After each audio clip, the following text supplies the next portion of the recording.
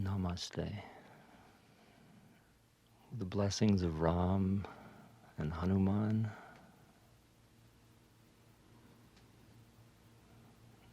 and the eternal Guru,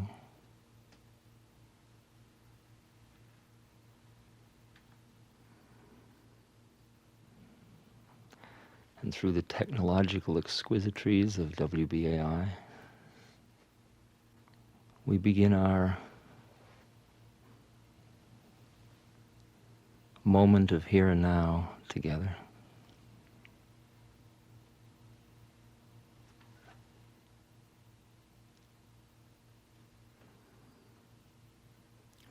During the next 4 evenings,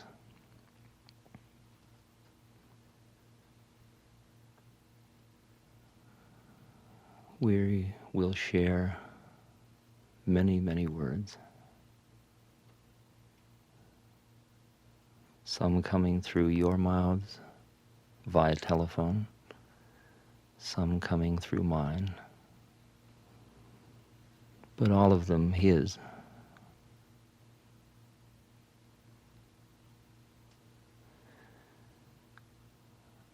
We'll share music.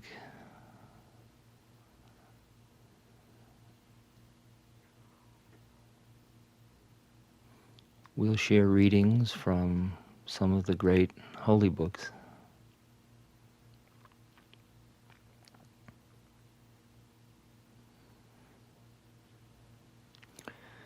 But behind all of the stuff, we will all be here together.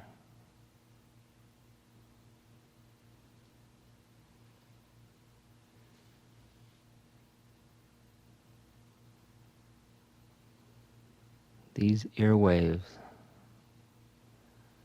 allow us the opportunity to cut through so much of our melodrama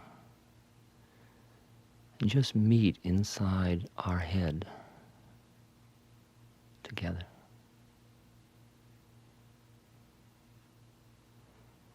And from this place, we can explore where we are on this journey, what we do understand and what we don't, how our minds are quieting and how our hearts are opening.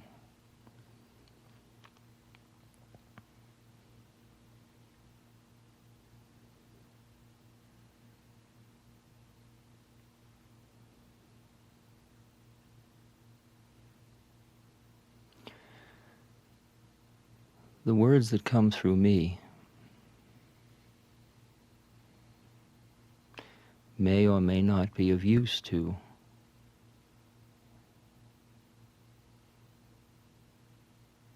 whoever you think you presently are.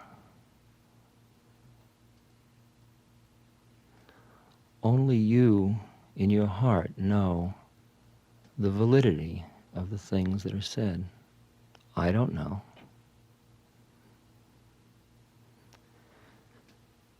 Consider me a teaching, certainly not a teacher. In a story by Thurber called The 13 Clocks, which is a super fairy tale, the prince is seeking the princess who's being held by the wicked duke.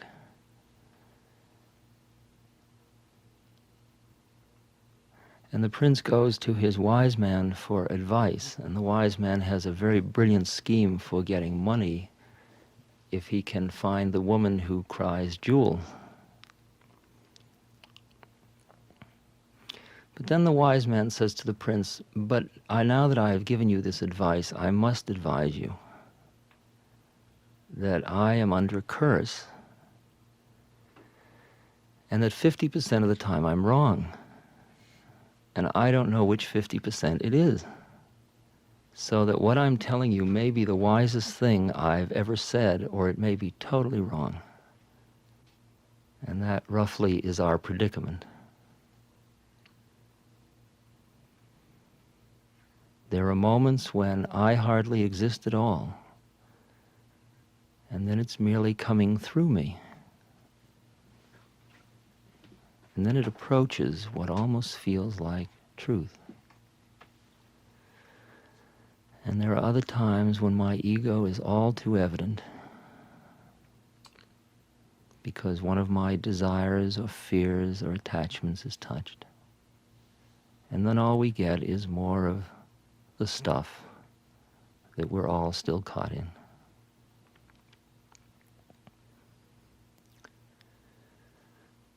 We need to have a lot of compassion at this point for our own predicament. Because if you're going to see love in another being, you must first see love in yourself.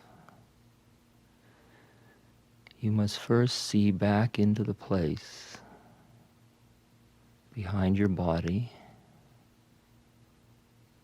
behind your personality, behind your senses, behind your thoughts, back, way back in, where we are pure awareness, pure consciousness, pure love.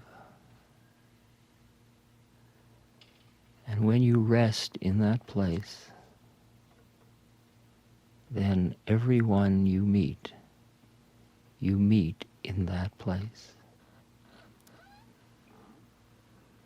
And the vibration that you emit when you are resting in that place resonates with every human being, and you become the optimum environment for everybody you meet to experience that love within themselves. The only work we have to do is on ourselves, and that's a hard one. Even when we're doing all of our external actions, if they are not part of the purification on ourselves, we've lost the thread. We've gotten caught back in the illusion.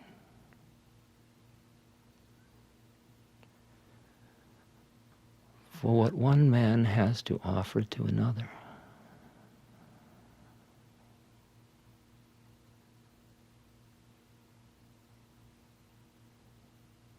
is his own being. And if that being is purified of all desire and of all attachment, that being is one of pure love and pure consciousness. And there is not one problem in the world today, starvation, overpopulation, integration, ecological pollution, that would not change immediately were the consciousness of mankind to change. All of these problems exist because man's mind defines who he thinks he is and who he thinks everyone else is, and what he thinks this life is all about. The minute he awakens, the minute he gets a little inkling of who he really is, then the meaning of all those problems change. And the solutions become self-evident.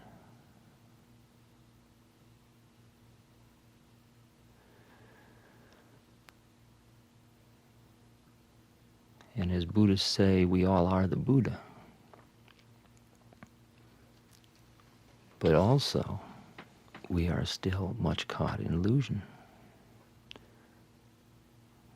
And during that time, we have our lives to live. And we have pollution to fight. And we have to end paranoia in man's relation to man. But each of these are right action to the extent that they are exercises of working on your own consciousness.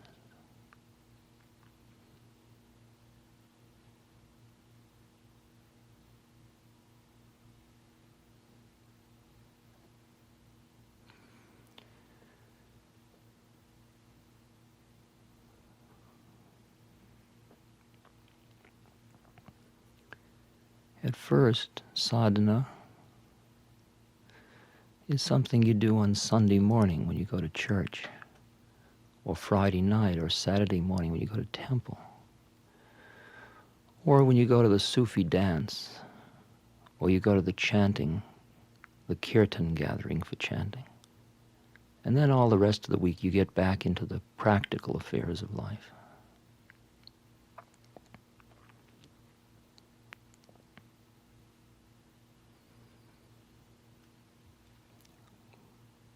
But sadhana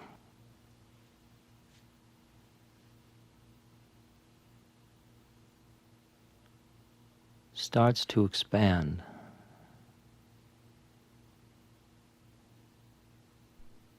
Only a sleeping person can be holy on Sunday and profane on Monday. An awakening person starts to realize that every moment of his day, every day of the week, every week of the month, every month of the year, every year of his life,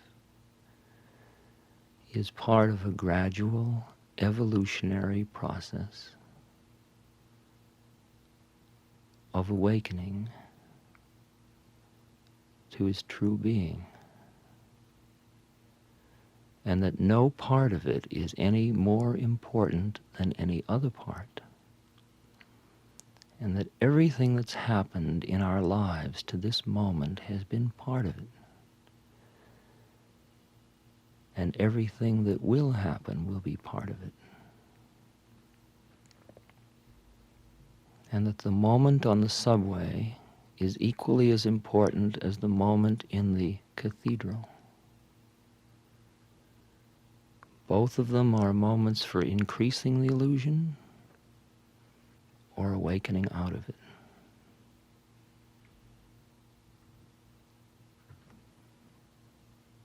The place I live in now is pretty far out. Doesn't seem that way to me, but when I think about it from the framework of who I used to be when I was a psychology professor, I think I'm crazy. Because now, for me, there are only two beings in the universe. There's what's left of me, my ego, and there's God. And all the rest of it, all of you and the stuff and the tables and the floor and the trees and the automobiles and the pollution and the birds and the joys and the sorrows and the decay and the birth and the death, all of that is part of his teaching for me. It's his message. It's the statement of his law.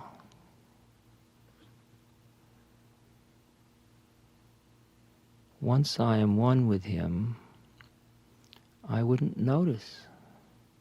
I would just be it all. So I only even notice it because of where I'm not. And thus he keeps bringing it to me as teachings.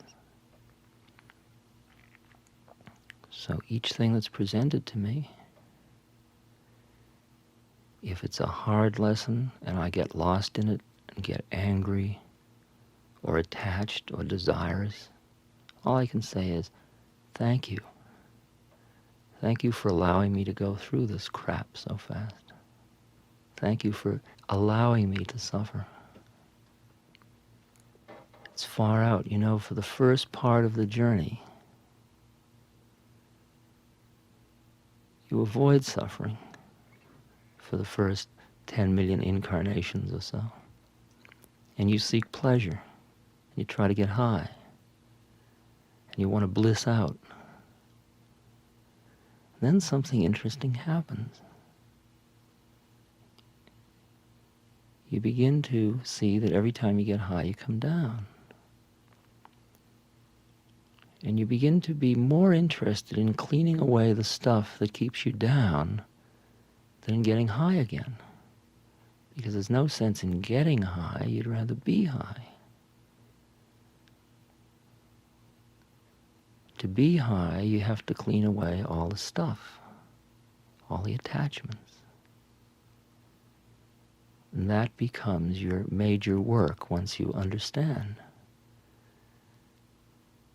And at that point, you begin to not dig suffering, you don't seek it.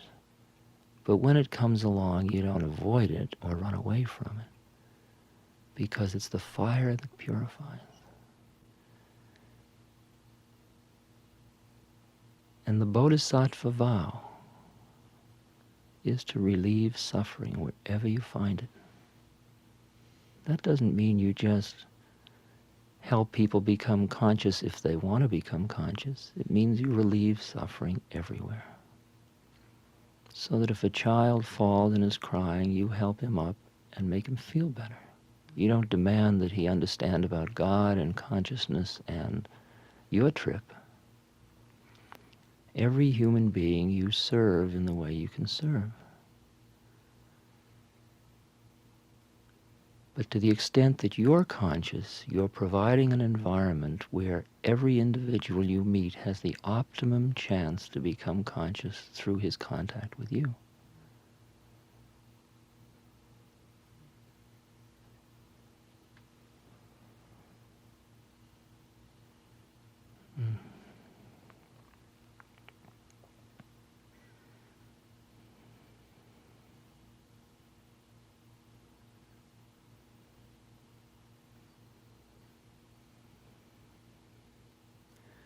When I came back from India, I've just been in India for a year and a half with a lot of other people. I've been with my guru. And when he just threw me out of India, he sent me back to America with just 3 instructions. He said, love everyone, serve everyone, and remember God. Those are the only instructions for my whole life. There's no other form. No other form. All the rest I have to listen very carefully to hear how it all is supposed to be. I listen to hear the divine plan. But all I have to do is remember to love everyone, serve everyone, and remember God. And it's far out how subtle those instructions are. When I say to him, how do I raise my kundalini? He says, serve everyone. It's far out. It's far out.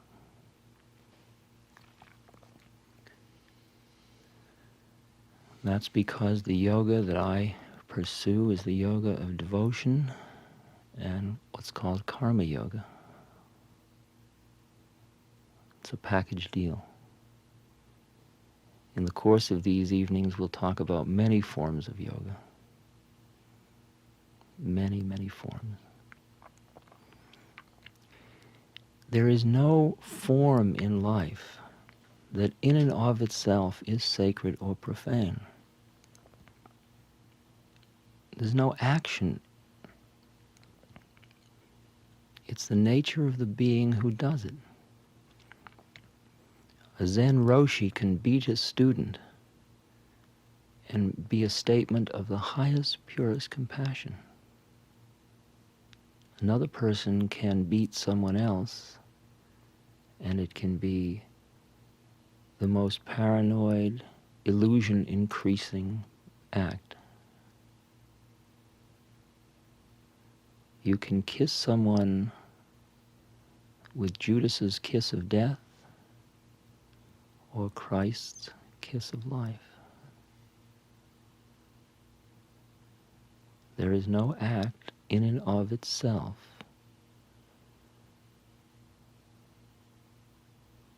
that is either spiritual or not spiritual. There is only the nature of the being. What you can offer to another human being is your being. Nothing more, nothing less. No matter what you think you may be offering, you may say the wisest things, but unless you are wise, they are empty words falling into the void. If you are wise, you can say hardly anything and the wisdom is transmitted. No matter how nice all the things I say are, all I can share with you is my being. And to the extent that I surrender, not my but thy will, O Lord, to that extent it's not my being, but the being.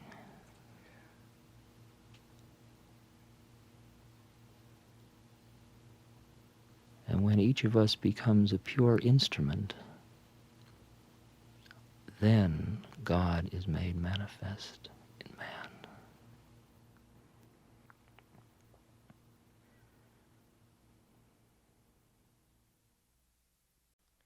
This is WBAI in New York City. And this is Ramdas. And here we are.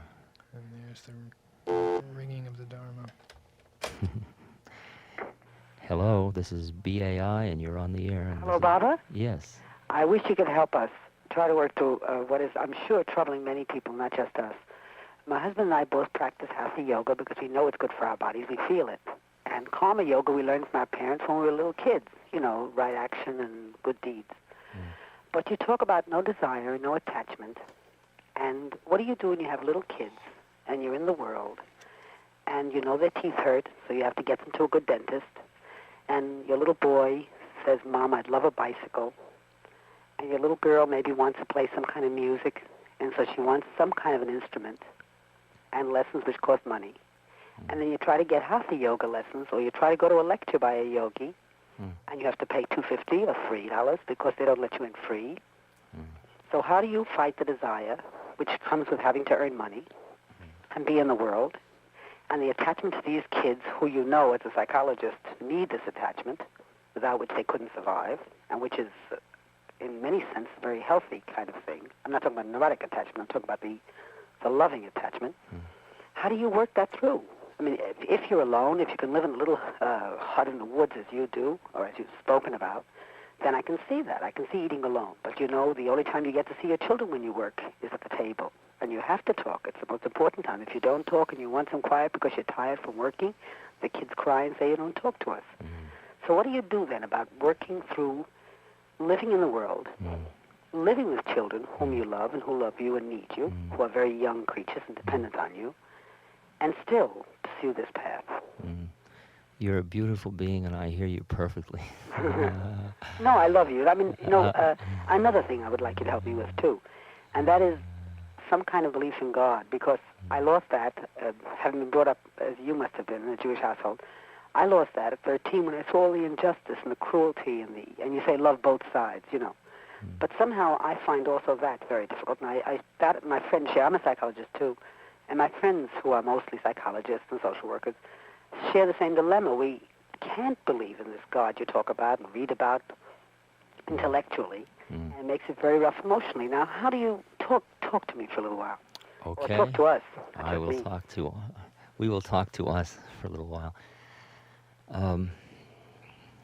Regard to your first question, each person has his own dharma. That means his own specific path that is the optimum path to bring him to the greatest degree of consciousness or harmony or closeness, if you will, to the law, the divine law. And the Dharma is a function, that Dharma or your practice is a function in much large part of your karmic predicament. That is, what are the givens in your situation? And the Bhagavad Gita makes it very clear that to do another's Dharma is adharmic. That means it's against the Dharma. You have to find your own path. You can't do another's path. I often talk about my path, not with the implication that anybody else should do what I do, but rather merely to give an example of what one of us is doing. And that's why when I write about it, it's called Our Story. It's just another chapter of our story. Now, you have the existing situation that you have a family, and you also are concerned with your own consciousness and the awakening consciousness, and how do these two go together? Well, to the extent that you walk away from your existing responsibilities, that is the best way that you understand to allow your child to grow humanly, beautifully, consciously, and freely, and the way of providing sustenance, loving sustenance for your partner, and the way also of fulfilling your inner work in yourself and working within your community and fulfilling all of your roles, is to listen to all of these forces and to find your path through, doing each act fully as an offering. That is, the rearing of your child becomes your offering, and the serving of your husband or your wife becomes your offering, and the role in the community is your offering, and the work on your own body and through hatha yoga and on your own mind through meditation is your offering. And each of these becomes a formal part of your sadhana. And only for the fellow that was asking on the phone was the optimum strategy to be silent and eat alone at meals. For a householder who has young children, that would not be the optimum strategy. If you listen in your own heart, you begin to hear what is the optimum strategy, what is your dharma. You try something on it, it doesn't feel quite right. You try something else on it, it does. So I think that the child's bicycle, the fixing of the teeth, and the paying to come to a lecture, all are the use of right livelihood, because you make enough money to maintain your body and to fulfill your responsibilities at every level. That is, in your family, community, nation, world. And to earn money to fulfill your role as a parent and also to fulfill your role as a spiritual being in a community, spiritual community, all feels just right to me. The key part of being with children or being with any human being is to work on yourself enough to find the place in you where you are love, where you can feel your own, if you will, divinity, or if that's too hard a word, just your own pureness or your own quietness. And then look for that and relate to that in your child. And the less you get lost in the child's personality, and that's hard for you as a psychologist, the less you get lost in the child's melodrama of life, doing it, serving, being perfect in every part of your role as a mother or your husband's role as a father, but at the same moment realizing that you're meeting another being who is full and complete just the way they are. And that allows the child to grow itself. I think we have a lot to learn, and I'm one of the first to admit it, having been a child psychologist for many years, that we have a lot to learn about how to allow a child to grow itself. And that has a lot to do with the work we need to do in ourselves. Second question about your feelings about God. It's true that many of us came through religious experiences which were almost ostentatiously lacking in the spirit. That is, all the forms were there, but the living spirit wasn't. There's a beautiful expression. I think it comes, I'm not sure who it comes from, maybe from the Sikhs, I'm not sure. They say that for a church to have the Spirit in it, or a temple, people have to invest it with the Spirit. And it's interesting that it's what you bring to your religious service that is what invests the Spirit. Grace is experienced as a function of your own openness to it. It's always there, but you may never experience it because you're never open to it. And so that without getting caught in words like God, because of your past experience, it may take you a long time, you find the writings of those beings who are most comfortable and compatible with you. Any of these may be your route through intellectually into a deeper understanding of the divine laws. That's what the Talmud was about. It's about the divine laws, which is, in a way, the way God is made manifest. So I don't think you have to jump in. You may not find that the bhakti route, the route of talking about God and talking about the Divine Mother and just loving God and loving gurus and all that, that may not be your route because of your previous training. Find your own route. Listen very carefully to find your own route and then work with it. And as you get on with your own route, it opens your way to all the other routes. So you don't have to put anything down. You just have to find what's up for you. Then all the rest comes up later. You don't have to decide God isn't. You just have to say, God isn't my route, and you can work on the route of awakening consciousness, awakening purity, awakening love, all of these, and you never have to use the word God at all. I must say to you, Yeah. every word you said is what I think, and exactly how I felt all along. Okay. Good man. Good night. Shalom. Hello? Hello, Ramdas. Yes. My question is, how do you listen to your dharma, and also how do you live in harmony with your karma? Sometimes it gets a little difficult, especially being in New York, and earning a living, working, trying to follow a spiritual path, and sometimes it gets a little difficult to feel what's happening inside you, and to listen to it, and to act in accordance with it. I hear you perfectly. It's incredibly difficult. I understand that. The hearing of the Dharma, the way I'm working with it, and that's all I can do is share with you the way I'm doing it, because I'm trying now to live very much in the marketplace also, as you are, and do the work on myself. The hearing of the Dharma is a method of approximation, is what I'd call it. And it's a method of feedback and approximation. That is, you hear what seems to be at the moment, the next step at this moment. You start it, and it either feels right or it doesn't. And if it doesn't, you hear inside, no, it's not right, and you pull back, or you start to steer a little direction differently. You go to one teaching, feels right on, and you go on with it. You go to another, everybody says it's wonderful, but you go there, it doesn't feel right to you, so you pull back. You start to suppress a desire, control a desire, and you see it's premature to try to stop it. All you can do is watch it for a while. So you stop trying to stop it and you just watch it more consciously.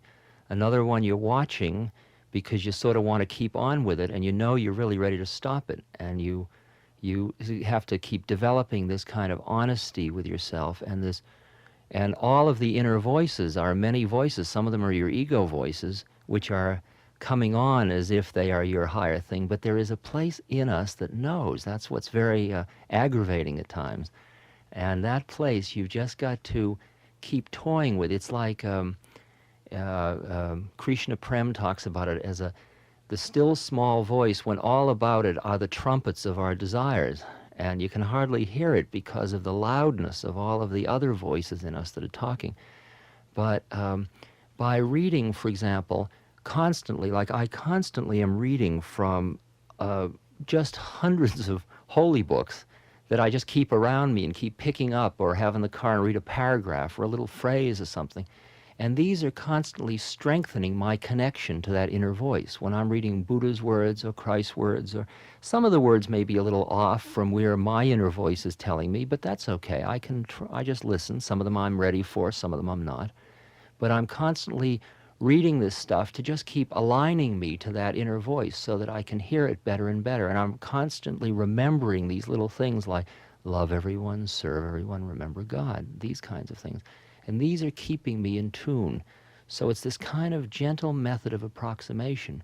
And if you don't get panicked when you go off center, it's cool because you come back again, because you can only get off so far before you feel your own dishonesty or hypocrisy or attachment or caughtness. And I really think that we can trust ourselves more than we do. I think our inner message is really strong. And I think even in the midst of this fantastic vibrational field of Shiva City that we're living in here.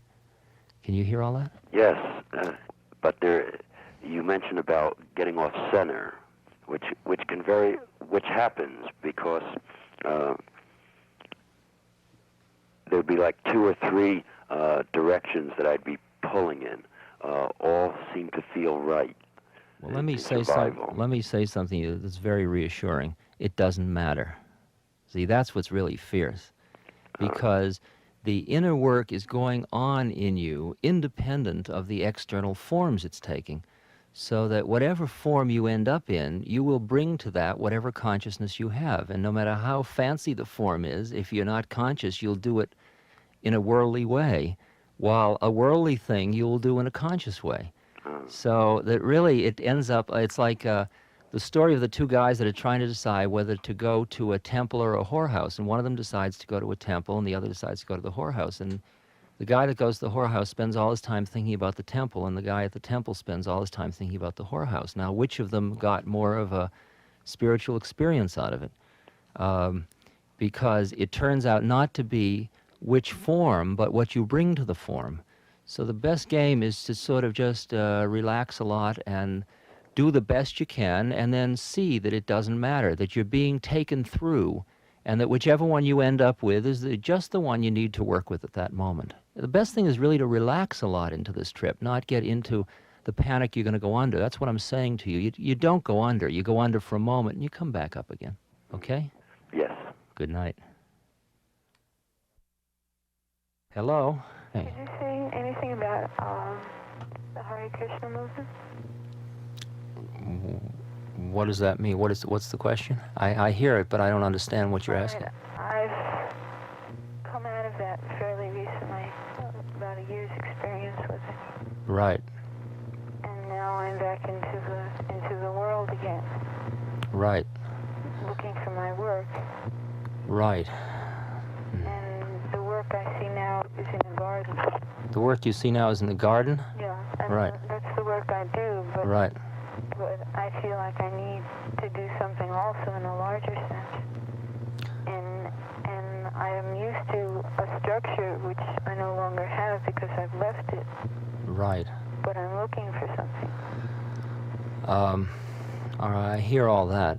I think that these transitions are very, very delicate to make, that at a certain point you need that, as you put it, that structure.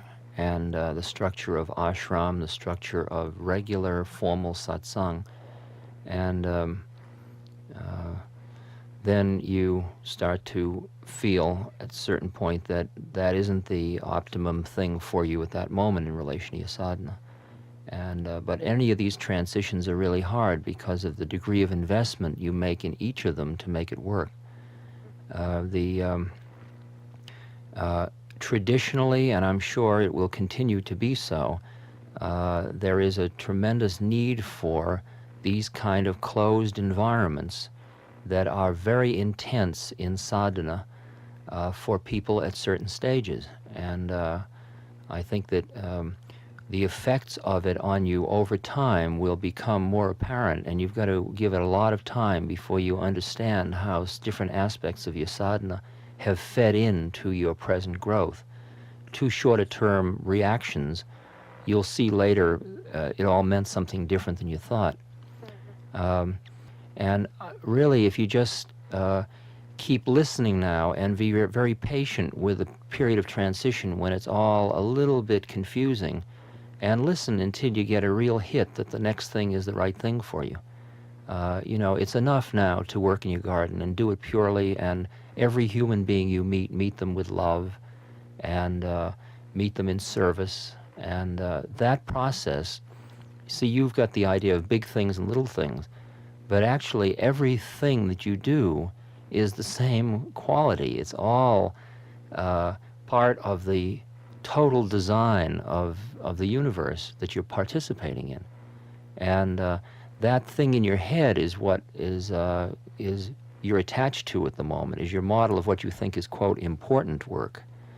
And actually, any work you're doing must be done the same as any other work, which is as an offering and in love. Can you hear that? Yeah. Yeah. And wait, and be patient, and let the other things emerge. And if you still need satsang, find other groups of people with whom you can meditate, with whom you can sing kirtan, with whom you can live, in order to help each other.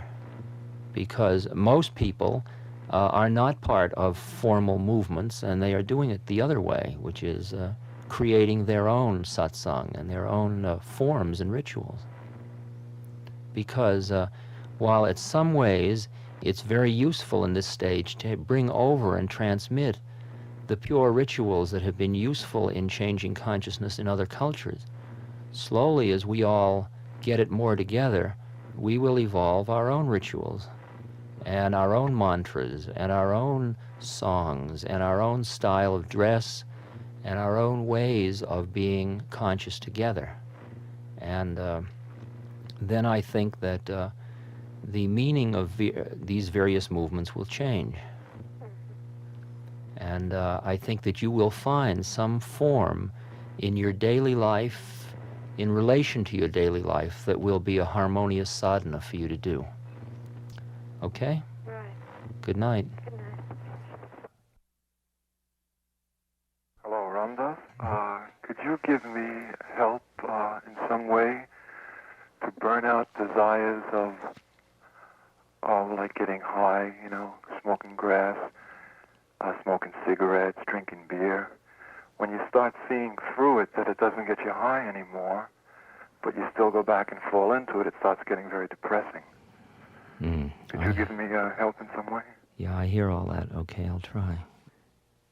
You have to expect that there is going to be a long period between the first awakening to your predicament and the time when all of the desires have lost their power to take you over. During this period, you're going to go through incredible numbers of ups and downs. You're going to feel you've lost it. It's like watching a boat out on the horizon going under the waves and coming back up and going under. You'll feel like you're just touching it. You're seeing it perfectly, and then the next moment it'll be gone and you're back lost in your desires. Every one of us is facing exactly the same thing. And as you get rid of the grosser ones, the more subtle ones take over. And this battle goes right, this is the battle of the Bhagavad Gita. It goes right on till the end. Now the game is to not get so caught in being finished, but rather be involved with the experience of the whole process. That is, treat the lows as well as the highs as part of the teaching that's happening to you.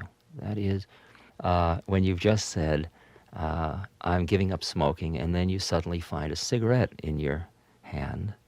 Okay? The first thing you do is you get very irritated with yourself. That's just more of your ego melodrama and more of the ways the ego maintains itself through what's called the superego. And then behind all that, there's a voice in you that's just watching, that's saying, there you are smoking again. There you are putting yourself down for smoking. Just the witness, it's called. And pretty soon, more and more, that witness takes over until almost all the time you're just sitting inside watching yourself go through all of these dramas of deciding to give something up, impurely, unfortunately, because you're not ready. You don't decide to give things up. They fall away. That's the secret of it.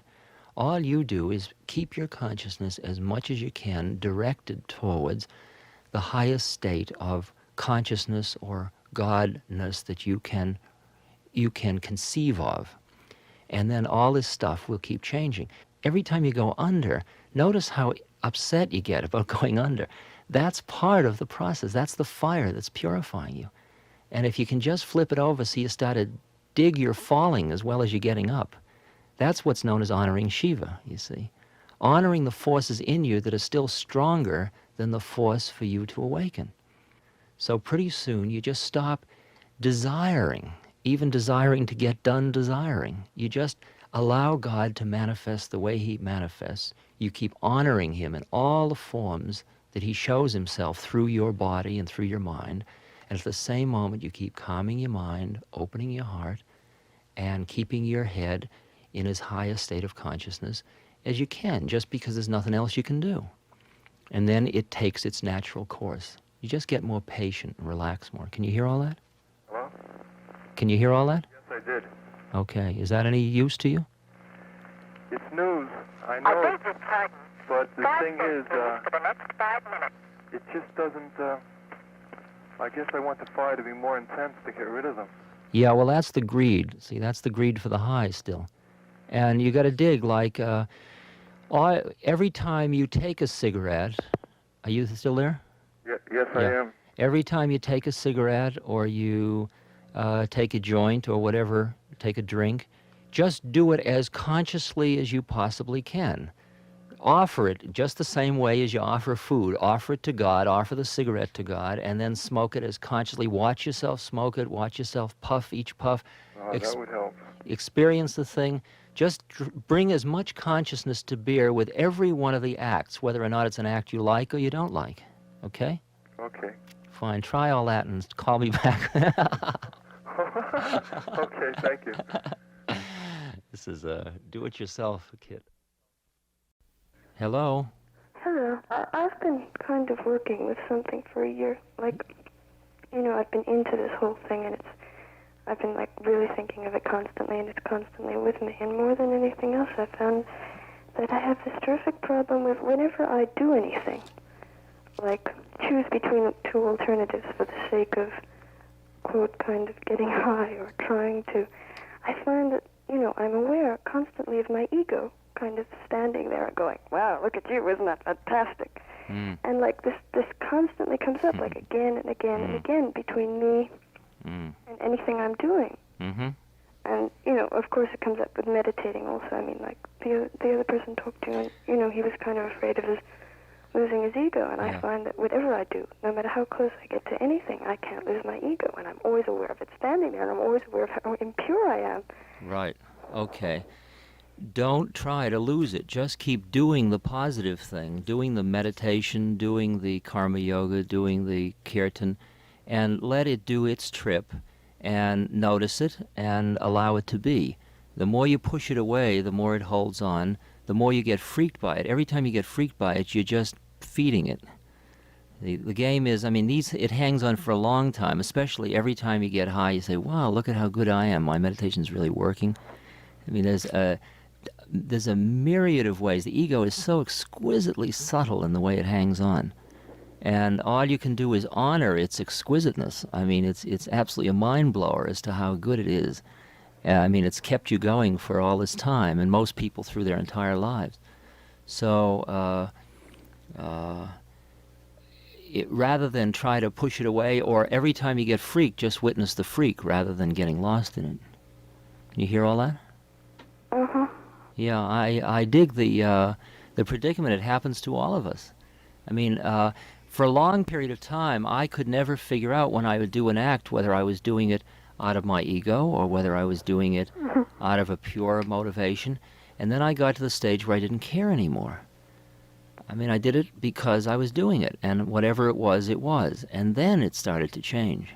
Only when I got sort of fed up with being freaked about my ego and sort of relaxed a little bit. See, we get into this thing that we've got to get holy so quick. And you can just relax a little bit, And if you're on an ego trip, okay, don't worry. God's bringing you through. You don't have to do it so hard. Can you hear that? Yeah. Okay? One more quick question. Okay, one more quick question. I'm consistently faced with my ego staring me in the face.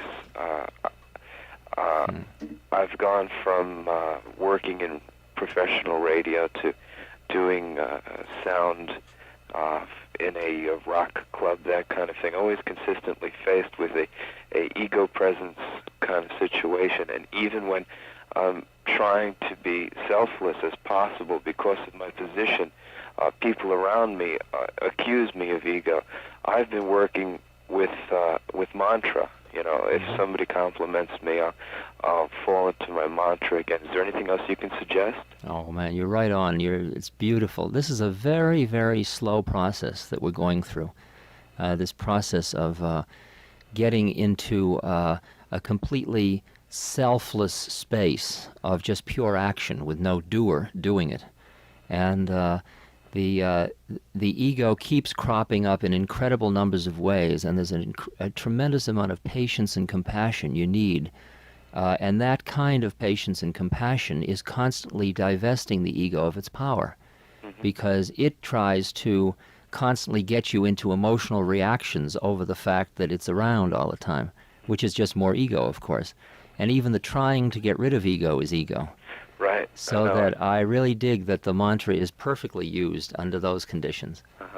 I keep trying to fall back and back into the mantra. I understand. We all do. What do you think of the Gestalt therapy? Every therapy is as high as the therapist is. And to the extent that the therapist is a conscious being, Gestalt therapy can be useful. To the extent that it's somebody who feels that personality is the only real way of understanding the universe, that's that real, then it's just sucking you in deeper into the trap. And so most therapies are very useful if you're using them in a context of consciousness. And if you're not, they just take you deeper into the mire. Right. I was thinking of doing it as a means of, like I'm very into doing something. Yeah, I hear you are very into doing something. Yeah, well, I can't help it. That's where I'm at. And so I was thinking of, doing it because it seems to be a way to get... If you want to clean away, it's like fender repair. If you want to clean away some personality stuff, it's cool. No, not doing it like undergoing it. Yeah. Doing it. Oh, doing it. Yeah, doing Being a Gestalt therapist. Yeah. Right, well... Just kind of transmitting the here and now thing. Well, if you're working on yourself full-time, then you can use whatever form feels right to you. You can be a Gestalt therapist or a shoemaker, and it really won't make much difference, because you transmit your being. And if you feel that Gestalt therapy is right on for you, go ahead and become a Gestalt therapist. It'll be always just as high as you are. Yep. Okay? Okay, thanks. Okay, love. It's BAI, you're on the air. I'd like to speak to you during one of the music interludes. Well, you don't think all of us can share it? It's something that I don't think I can talk about over the radio. Ah, that's interesting. Okay. It means that I hold on, right? Yeah, hold on and see what happens. Okay. Fine. Thank you. It's an interesting thing about what we can share or not with each other, and what we call with the listening, because there's only us here, really, and it's far out that you can tell one person and not another. I've been learning about that there's a beautiful Sikh saying that when you know God knows everything, you're free. And that is when you realize that everything in you is already available to he who knows, then you see you really have nothing that private at all, even though you thought you did. And the more you can see everybody as us, the more that whole business, like there's nothing really other than what the laws prohibit me saying over the air. There's nothing I can't say at this point over the radio about my life or anything else I can think of or that comes up.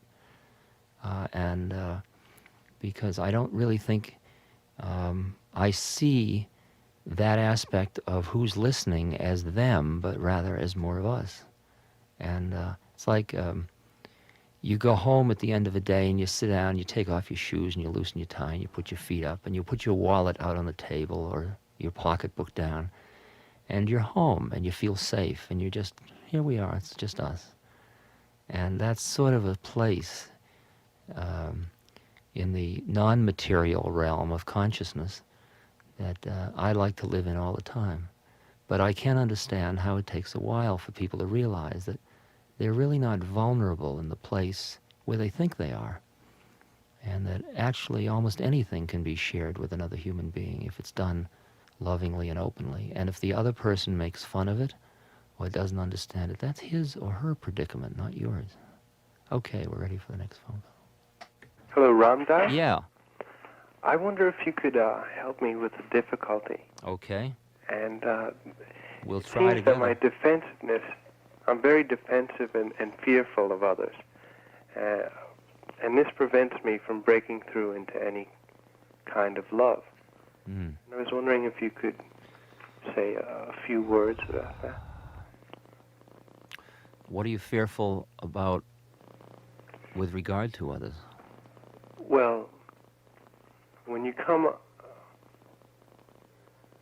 it's very hard for me to communicate to others.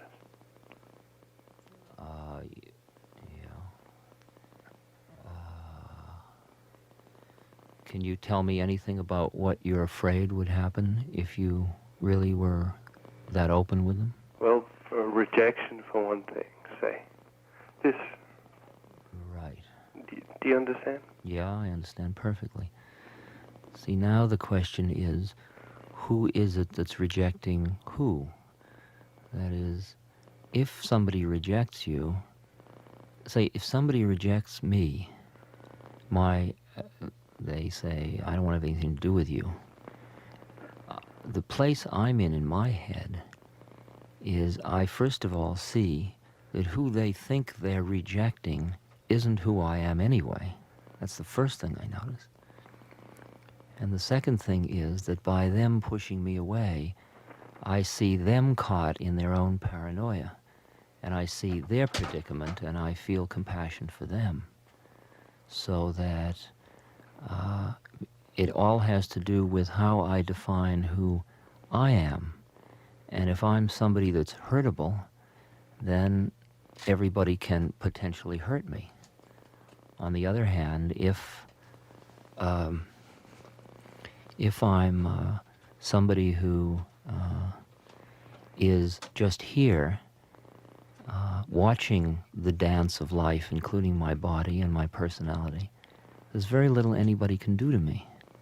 It's the question of how deep into your center you are about yourself, you know?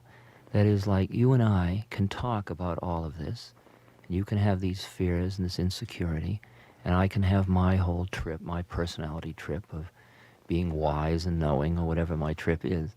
But behind both of these trips, here we are. I mean, you can hear me, I can hear you.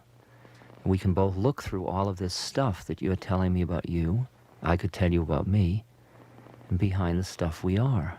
And slowly you're developing a sense of that. You can feel it even at this moment. Like at this moment you're not fearful. Isn't that true? Yeah. Yeah, right. So whoever you are at this moment isn't the guy you're just talking about. See that one? And your work now is to get more centered in this place where we always are, so that you can watch your own personality drama with a little less attachment to it. You're just attached in being the guy that's afraid or the guy that's going to be rejected. And we all have that in us. That's the stuff we've gotten from being little children and being socialized in the West. Everybody's got it to a greater or lesser degree. And the technique of getting out of it is just really actively loving other beings, no matter what they do or say to you, and seeing that what they do to say to you is their predicament, not yours. That your work is only just to look for the highest place in them and in yourself and just keep loving them, no matter what happens. My guru says often, people will hate you, just keep loving them. Just keep loving them. They may throw stones at you, just keep loving them. So always, as long as you're clear about what your action is to be all the time, then a lot of the anxiety dissipates. A lot of anxiety about human relations is you don't know whether to go forward or backward. But if you just got a simple model that your instruction is to love everyone, then if somebody rejects you, you imagine what it says about a human being who rejects somebody else who loves them? I mean, how would you like to be in that person? See, that's the predicament, that they're in a tougher place than you are. And especially when you've got just a single model of just loving people. Can you hear any of that? Yeah.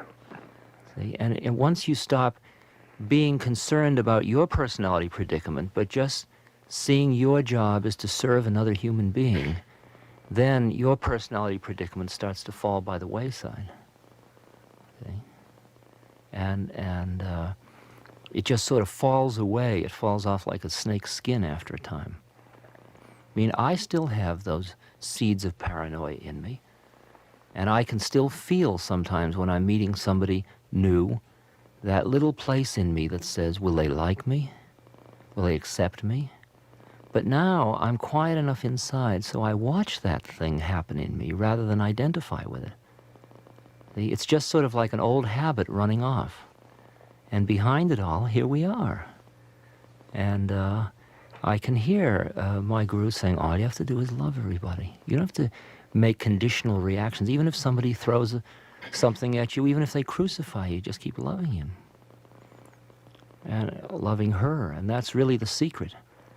The secret is that you create the universe of love by sending it out in every direction all the time. And then if someone can't respond, understand with compassion that that's their predicament, not yours. Yeah? Yeah. Yeah. Thank you. Yeah, thank you. Bye now.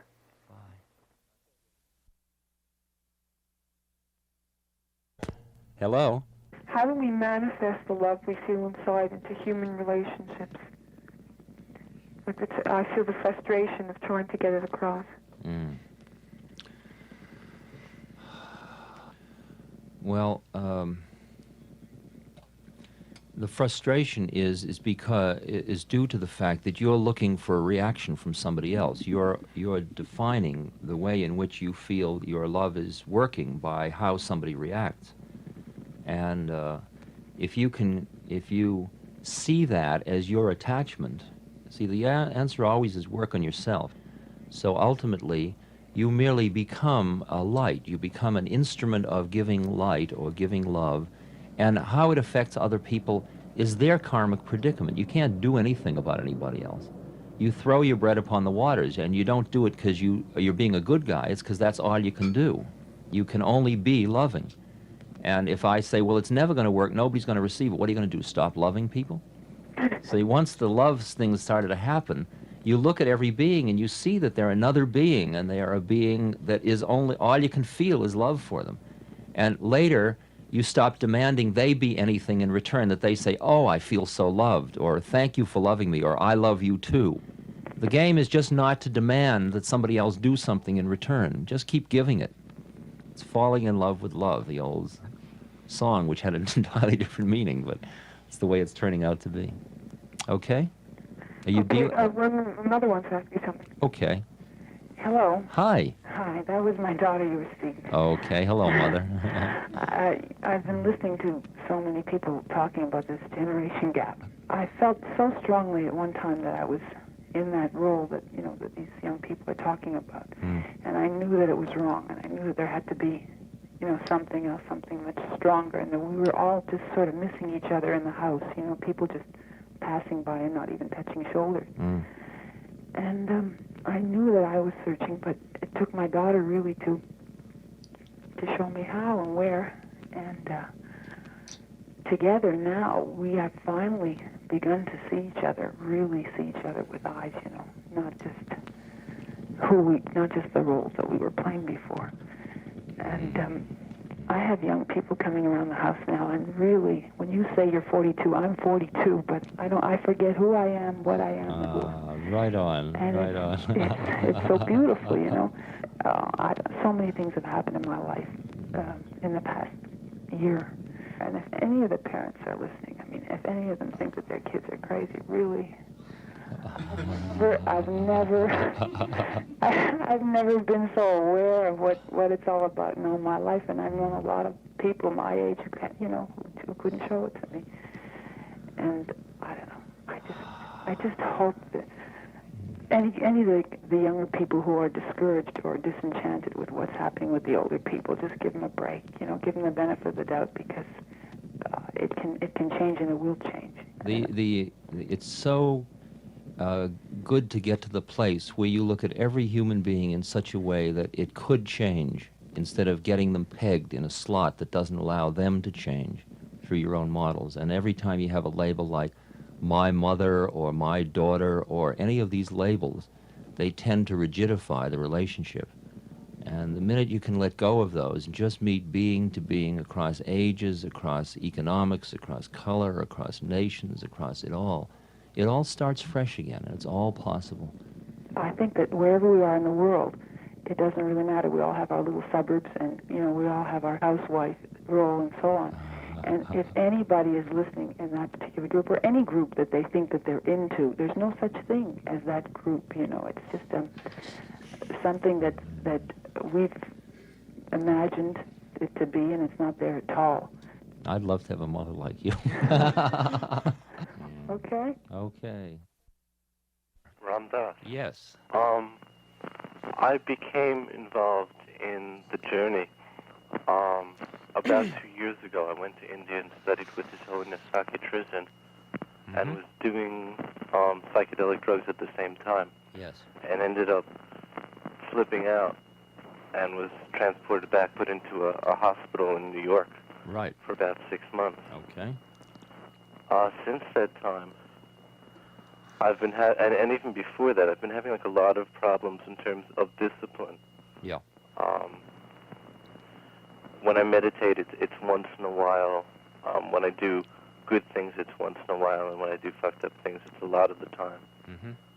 And from what you've been saying, I can draw out of that a sadhana that involves really kind of going on exactly how you're going on, but just doing it with an awareness behind, and not really, not trying, not making efforts, not doing discipline trip at all.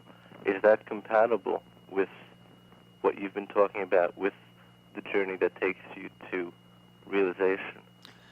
I think that's a beautiful way of asking that whole thing. And it's, again, a matter of the stage you're at and what the pulls are. Like, you worked at a certain stage, you worked very fast and very quickly through drugs and through intense sadhana. And then you were working very fast and quickly through your psychosis, or whatever that was that you went through in the hospital.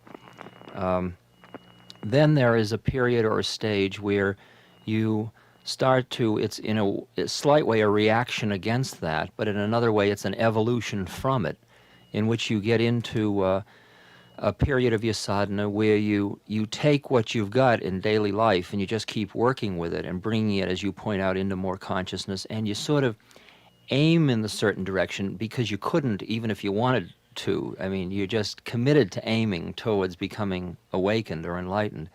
And that aim starts to change in a very subtle way all the stuff of the daily life in the marketplace.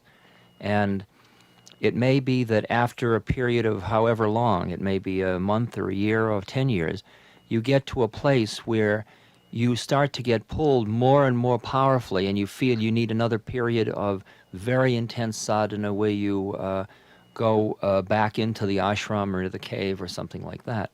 And I think that if you listen with your heart and realize that no particular form is any better than any other form, only the form that's suitable for you.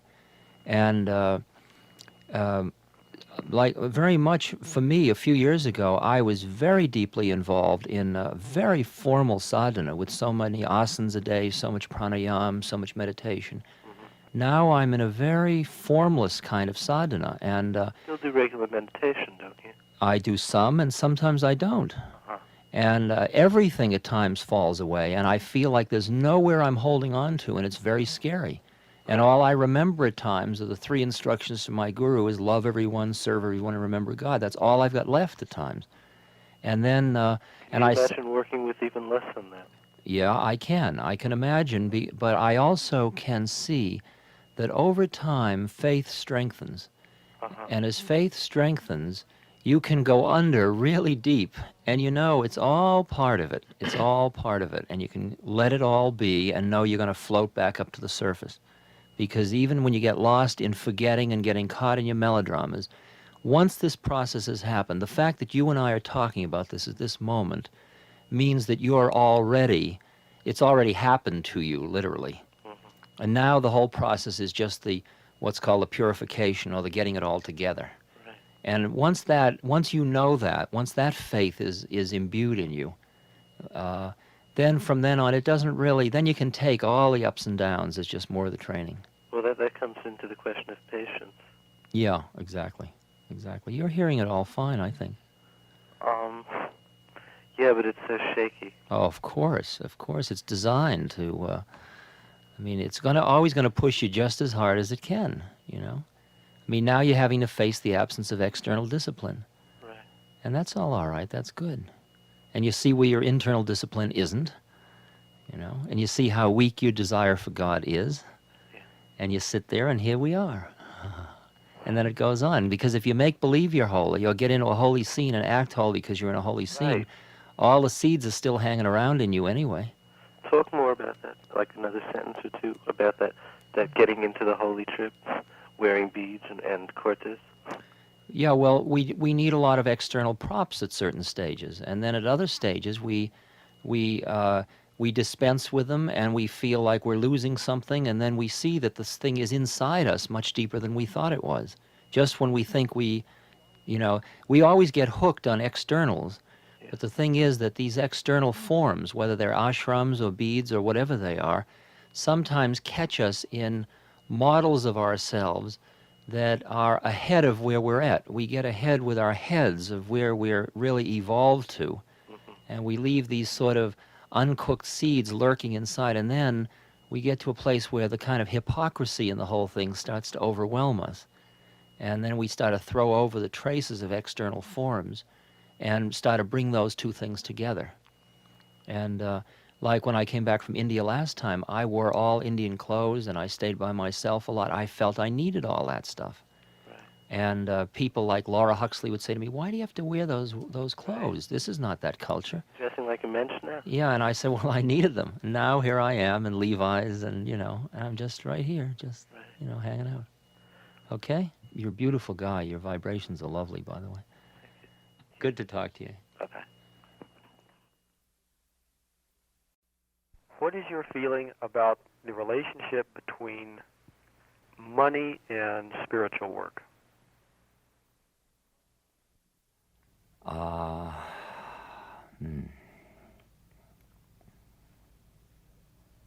Well, I can answer it best by a delightful thing that happened to me recently. I was having a talk with my father, whom I love very dearly, and he heard that I was doing records for cost, involved with records for cost, and trying to lower the price of Be Here Now, and not charging, not collecting any personal money for lectures and stuff. And he said to me, "What's the matter? Are you against capitalism?" And I said, "No, I think it's wonderful for you. It just doesn't happen to be my trip at the moment." He says, "I don't understand you." So then I got a brainstorm. I said to him, "Didn't you just try a case for Henry, your brother-in-law?" He says, "Yeah." I said, "Did you win it?" He says, "You bet I did." And he says it was an interesting case, and he went into quite a description of how he had won this case. I said, "Wow, that's impressive. Did you charge him a big fee?" And he says, "Of course not. He's my brother-in-law." I said to him, "Well, that's my predicament. Everybody's my brother-in-law. That who am I going to charge the big fee to? Who am I going to rip off? Who am I going to treat as them in order to collect certain money?" That is, as my spiritual works evolved, I'm looking at the space where everybody's us.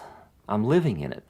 And the economics of a place where everybody's us is entirely different from the economics where it's us against them, or there's them out there.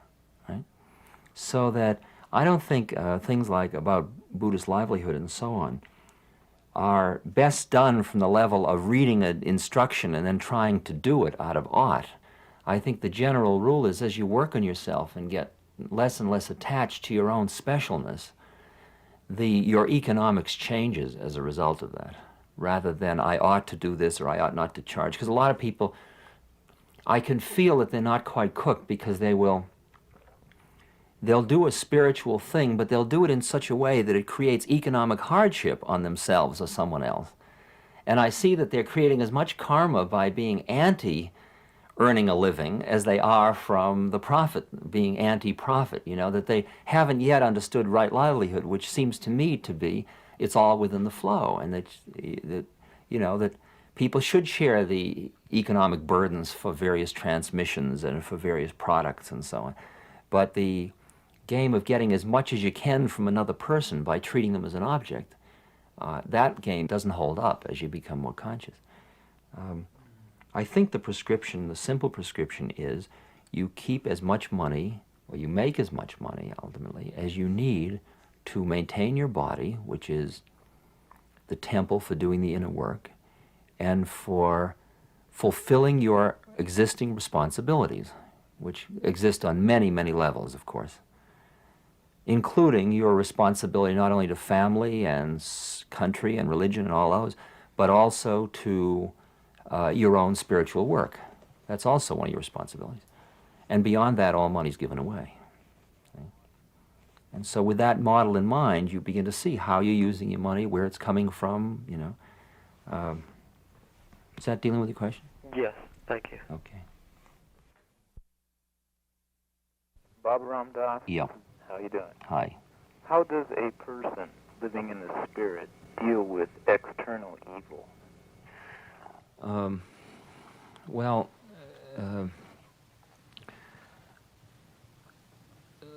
the way in which it's perceived, first of all, I understand evil as that which increases illusion or paranoia or separateness or separates or increases the multiplicity. And you can really redefine most of your evil terms, and they work in that definition. Good is that which unifies, awakens, brings to consciousness, and relieves human suffering, which is the same thing in a way. I also see that the game is designed perfectly, and that at the level where good exists, so does evil.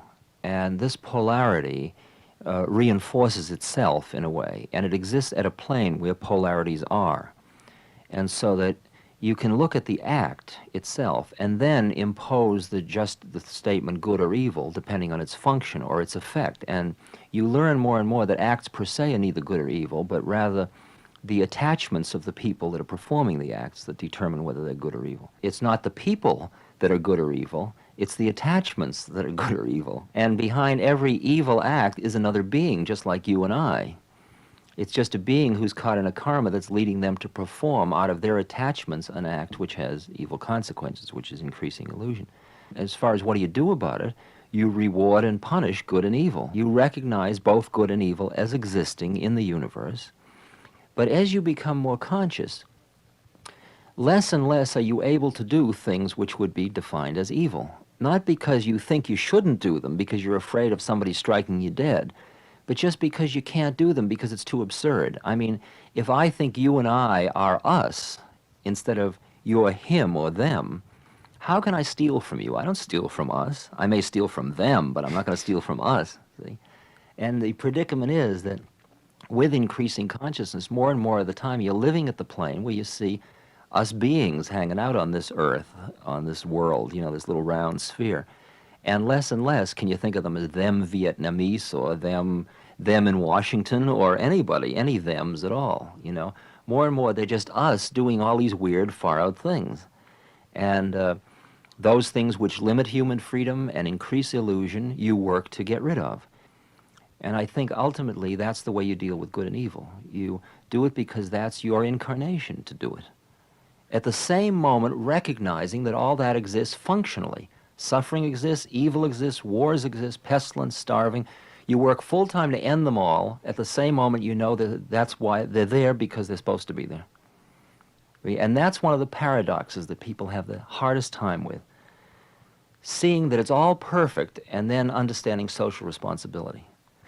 See? And that's the ability, the wisdom to be able to live with two levels of consciousness simultaneously.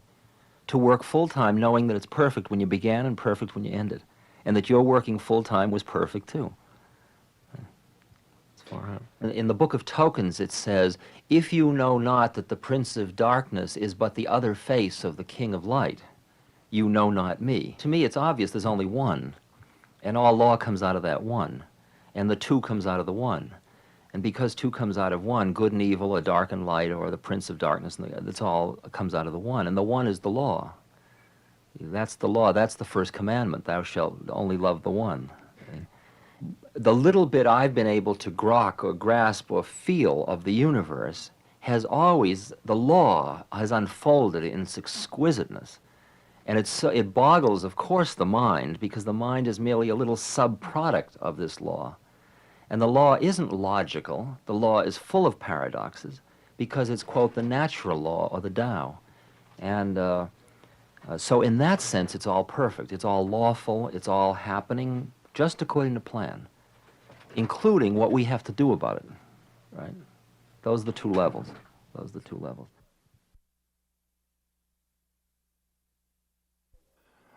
Hello? Oh, yes, hello. I would just like to question Baba Ram Dass when he says the common denominator is being. But there are levels of being, and there are some people that you can never strip the roles of hostility.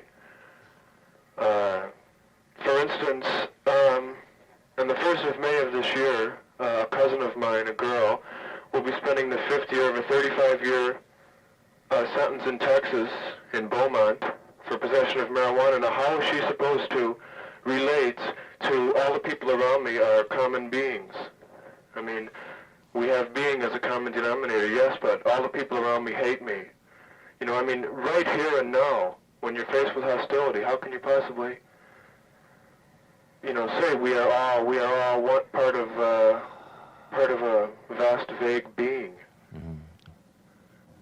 I've been reflecting on this a lot in many ways, in relation to prisons, for example, in that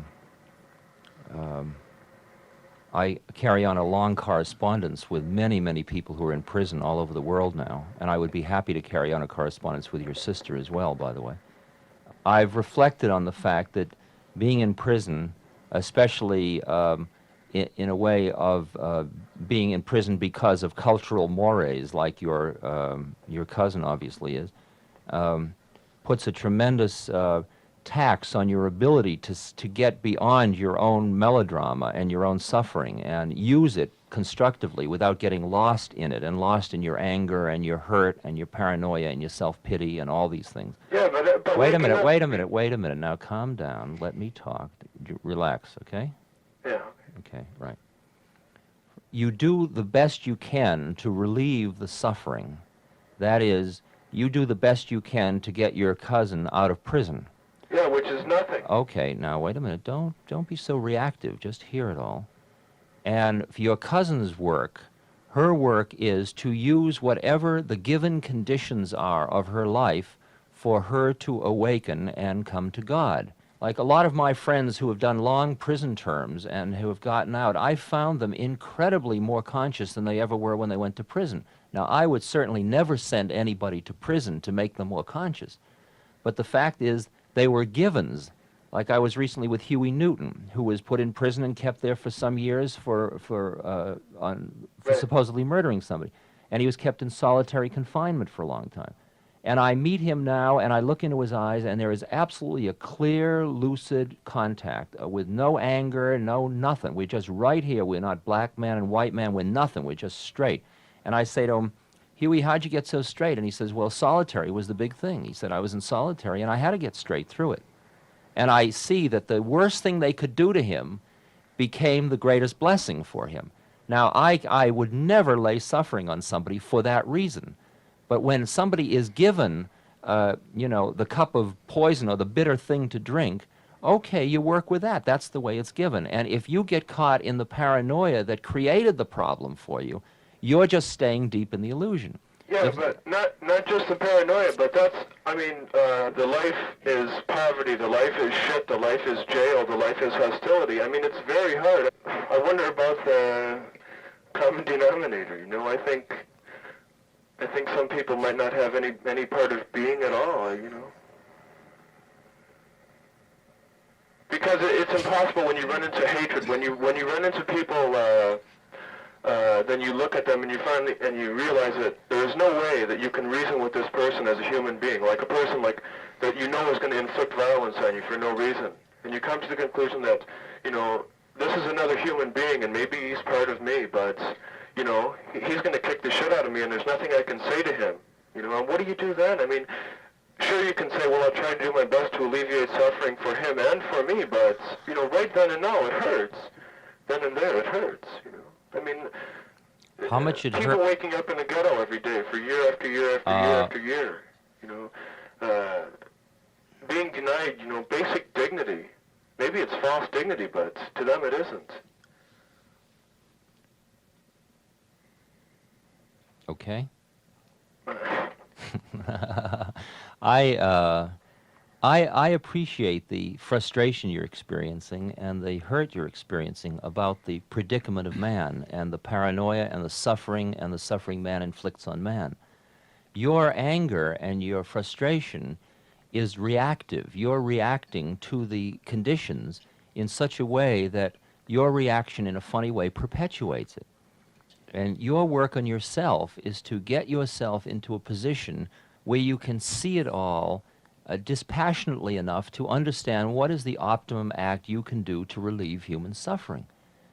And if you can take a more dispassionate view of what human suffering is about, you find out that human suffering is part and parcel of philosophical materialism, which is just what you were saying is what most people are caught in. I don't have that attachment because this isn't that, I'm not that caught or identified with my body or my personality or my own particular melodrama.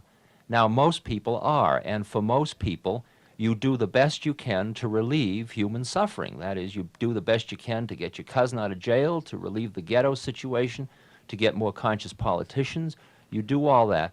But when you examine it from a more conscious point of view yourself, you recognize that the optimum thing you can do is to extricate yourself from the kind of attachments that make you merely a reactive organism in the system, because then everybody that goes boo to you, you jump.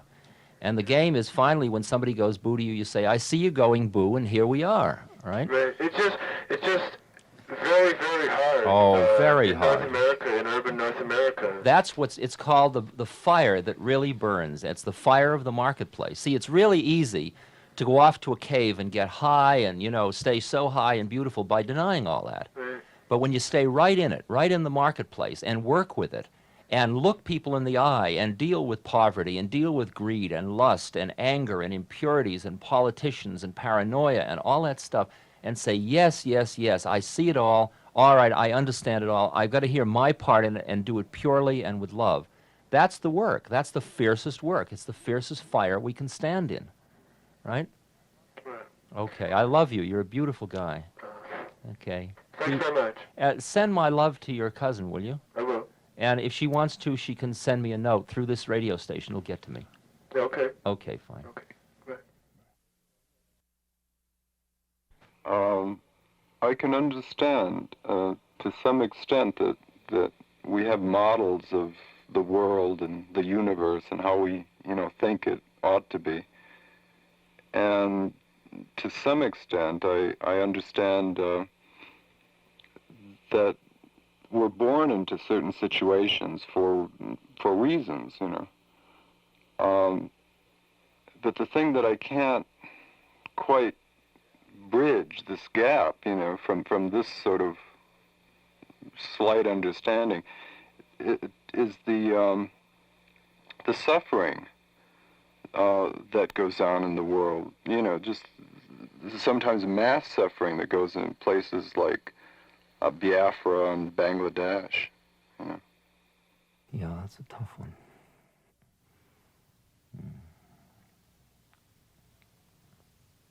You know, I used to sit in India at the feet of my guru, and he'd say, feed everybody, tell everybody to feed it. And he'd say, look how we're feeding everybody. And everybody that would come to the temple would get a bag of food or a box of food. And I would be sitting there realizing that this man had incredible powers, and that not 200 miles away was Bangladesh, in which hundreds of thousands of people were starving to death that day, you know? And he wasn't appearing to do anything about it. You know?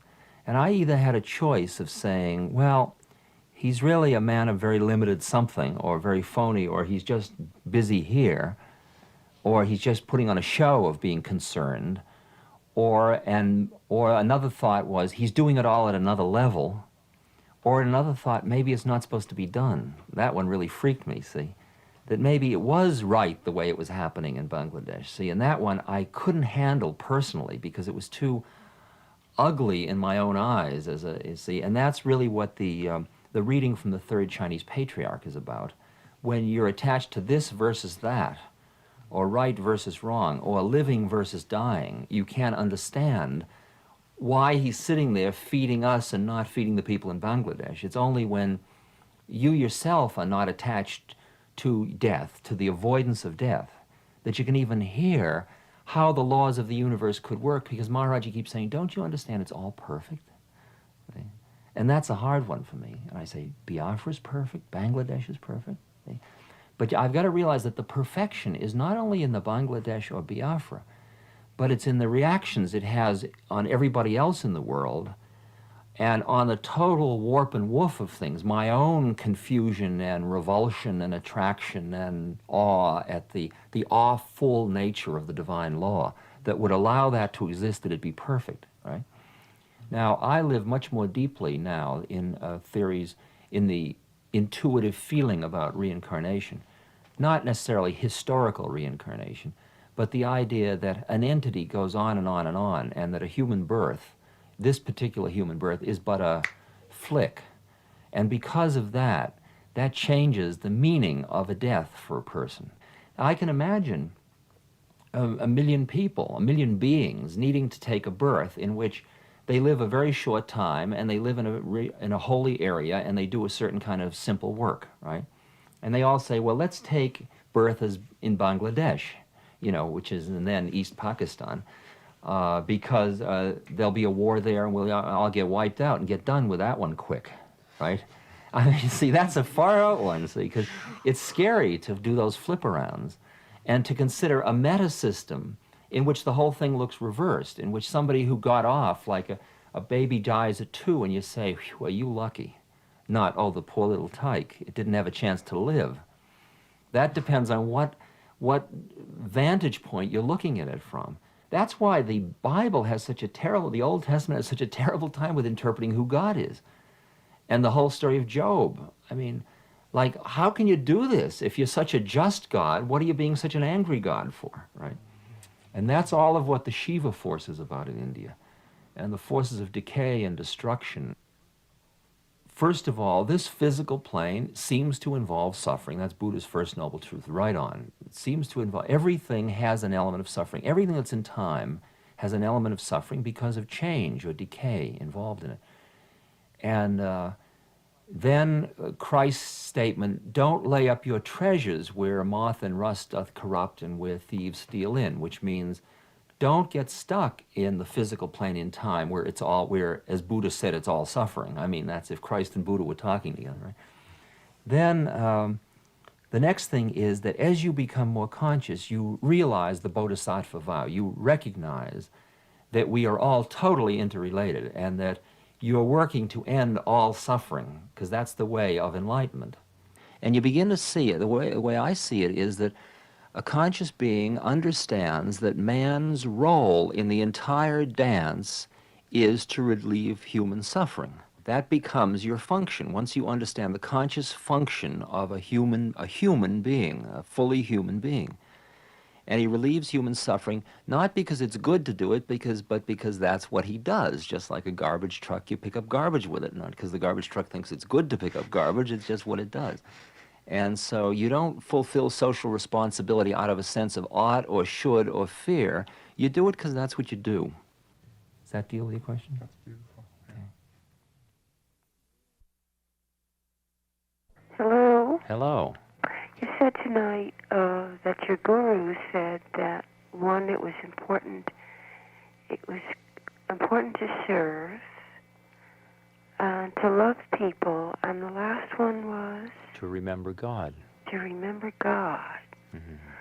Well, I know it's a question that's hard to answer just like that, but how does one get to that point? Could you talk about it a little?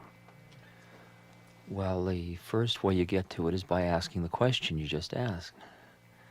That, in fact, what you're really handed are three statements which you grow into in time. So you take them at whatever level they mean something to you, at whatever level they mean something to you, and you work with them. And then as you work with them, a new level dawns, and a new level dawns. It's just a way of starting to think about your daily life.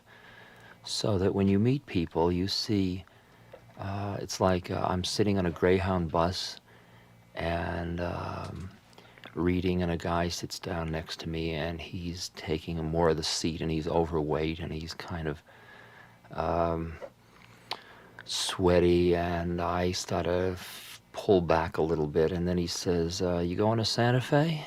And I'm about to give one of these short answers, yep, and then go back to my book as if sort of don't bother me, and I hear my guru saying, love everyone, serve everyone, and remember God. And the remember God does it to me. I think, well, this is God who's come to me as a teaching. I mean, am I caught in my attachment to what that makes me turn off this being?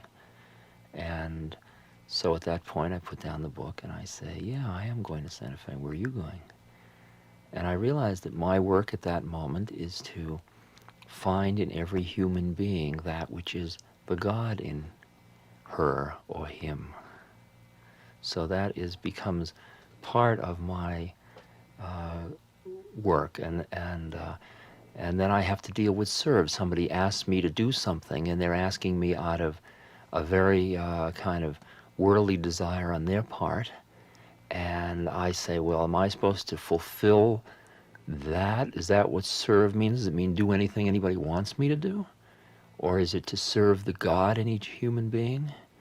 And sometimes I can say no to somebody, and I understand that I'm serving them. And I have to wrestle with that all the time. What is service? What's the purest service? Who are you serving? You can't serve man and God at the same moment. And so you're listening to how you can serve the God in every human being, not necessarily the worldly illusion that each person is caught in. But that's a very subtle thing, and that's why these three instructions are so beautiful, because they keep you working all the time to understand what they mean. And so you're asking the question, is the work on them? Can you hear all that? Oh, yes, I hear. Yeah, I'm hearing it too, as if for the first time. It's beautiful. It's fun. I'm glad you asked that. Good to talk to you. Thank you. Good night. Good night. Shema Yisrael, Shema, Shema Yisrael, Yahuwah, Yahuwah, Eloheinu, Eloheinu,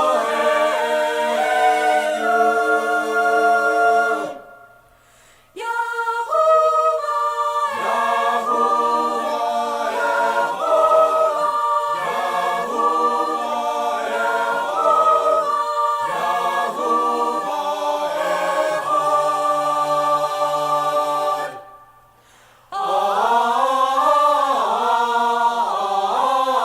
Amen.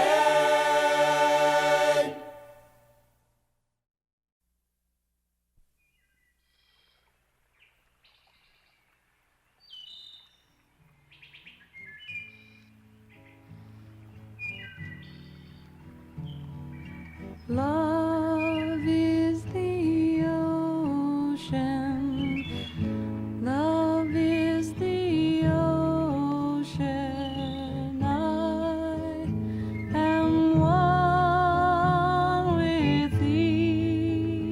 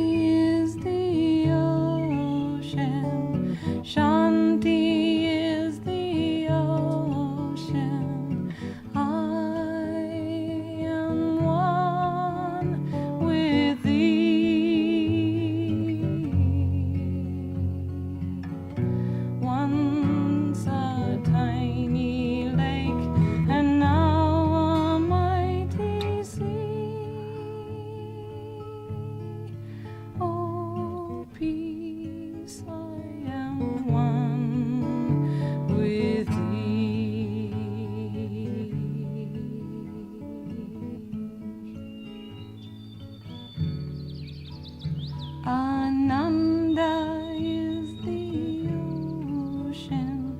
Ananda is the ocean. I am one with thee. Once a tiny lake, and now a mighty sea. Oh bliss, I am one with thee. Oh peace, I am one with thee. Oh love, I am one with thee.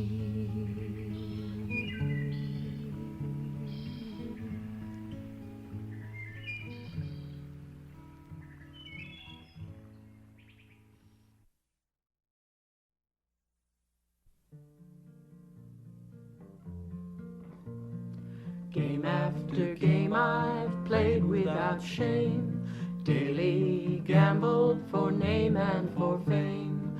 But now you've shown me a path through it all, and if you'll help me, I believe I won't fall. Lord, here is pleasure, here is pain, here is loss, here is gain. Take them all, I pray, and give me pure love for thee. If I can please thee, Lord, tell me now. If I can serve thee, please show me how. For I want to live only to give everything I am to thee. Lord, here is youth, here is age, here's the first and the final page. Take them all, I pray, and give me pure love for thee. Rolling round this wheel of death and birth, what is it worth? All the bitter and the sweetness too, they're nothing to me. I want only you, only you. Lord, here is youth, here is age, here's the first and the final page. Take them all, I pray, and give me pure love for thee. Lord, here is pleasure, here is pain, here is loss, here is gain. Take them all, I pray, and give me pure love for thee. Fill me with love for thee. Give me pure love for thee.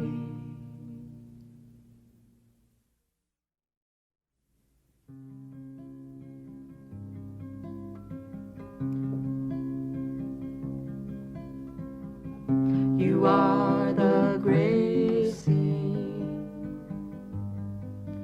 in a dress of broken lace. You are inside me, and I know your face. You are a summer, and the winter's bitter cold. You are my mother, and I love you so. You are a white dove.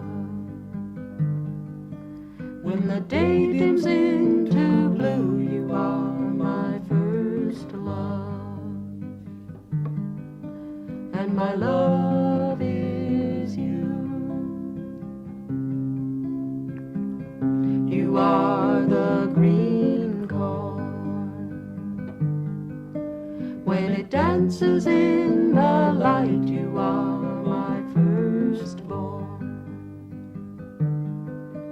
With his eyes shut tight, you are a young tree, wearing sun-embroidered gold. You are my body as it's growing old. You are the cool heat of the moon's reflected light. You are my heartbeat when I wake at night. You are a sparrow in a nest of winter leaves. You are my widow. It is you she grieves.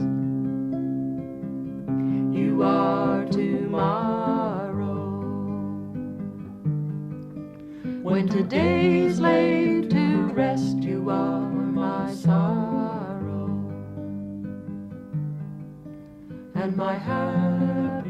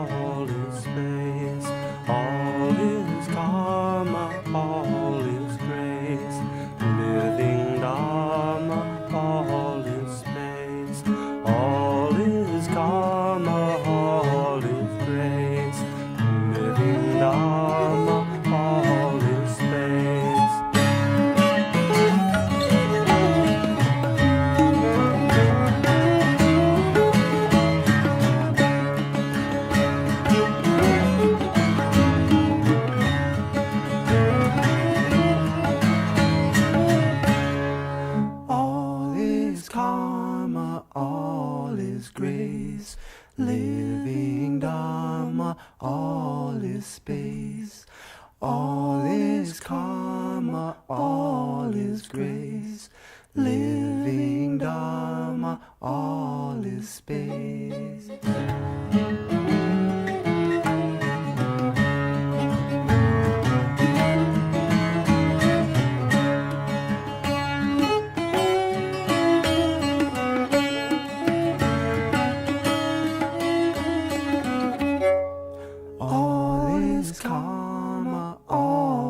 Grace, living Dharma, all is space. All is karma, all is grace. Listen, listen, listen to my heart song.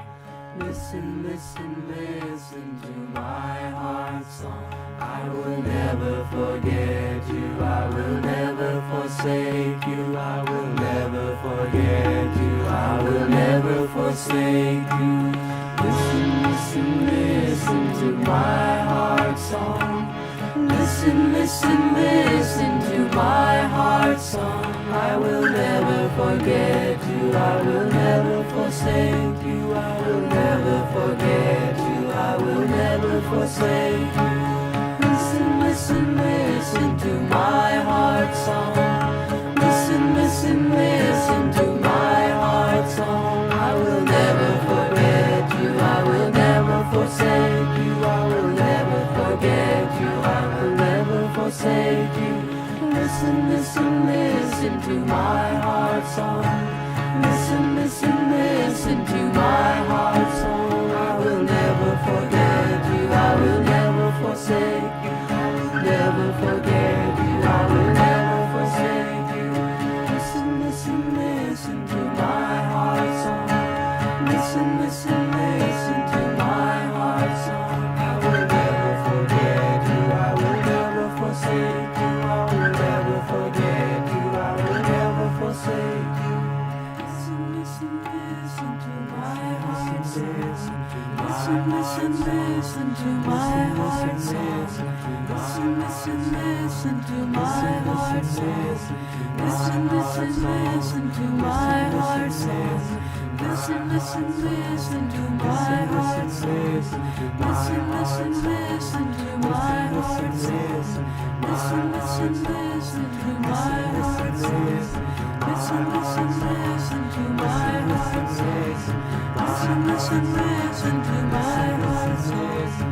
Listen, listen, listen to my heart song. Listen, listen, listen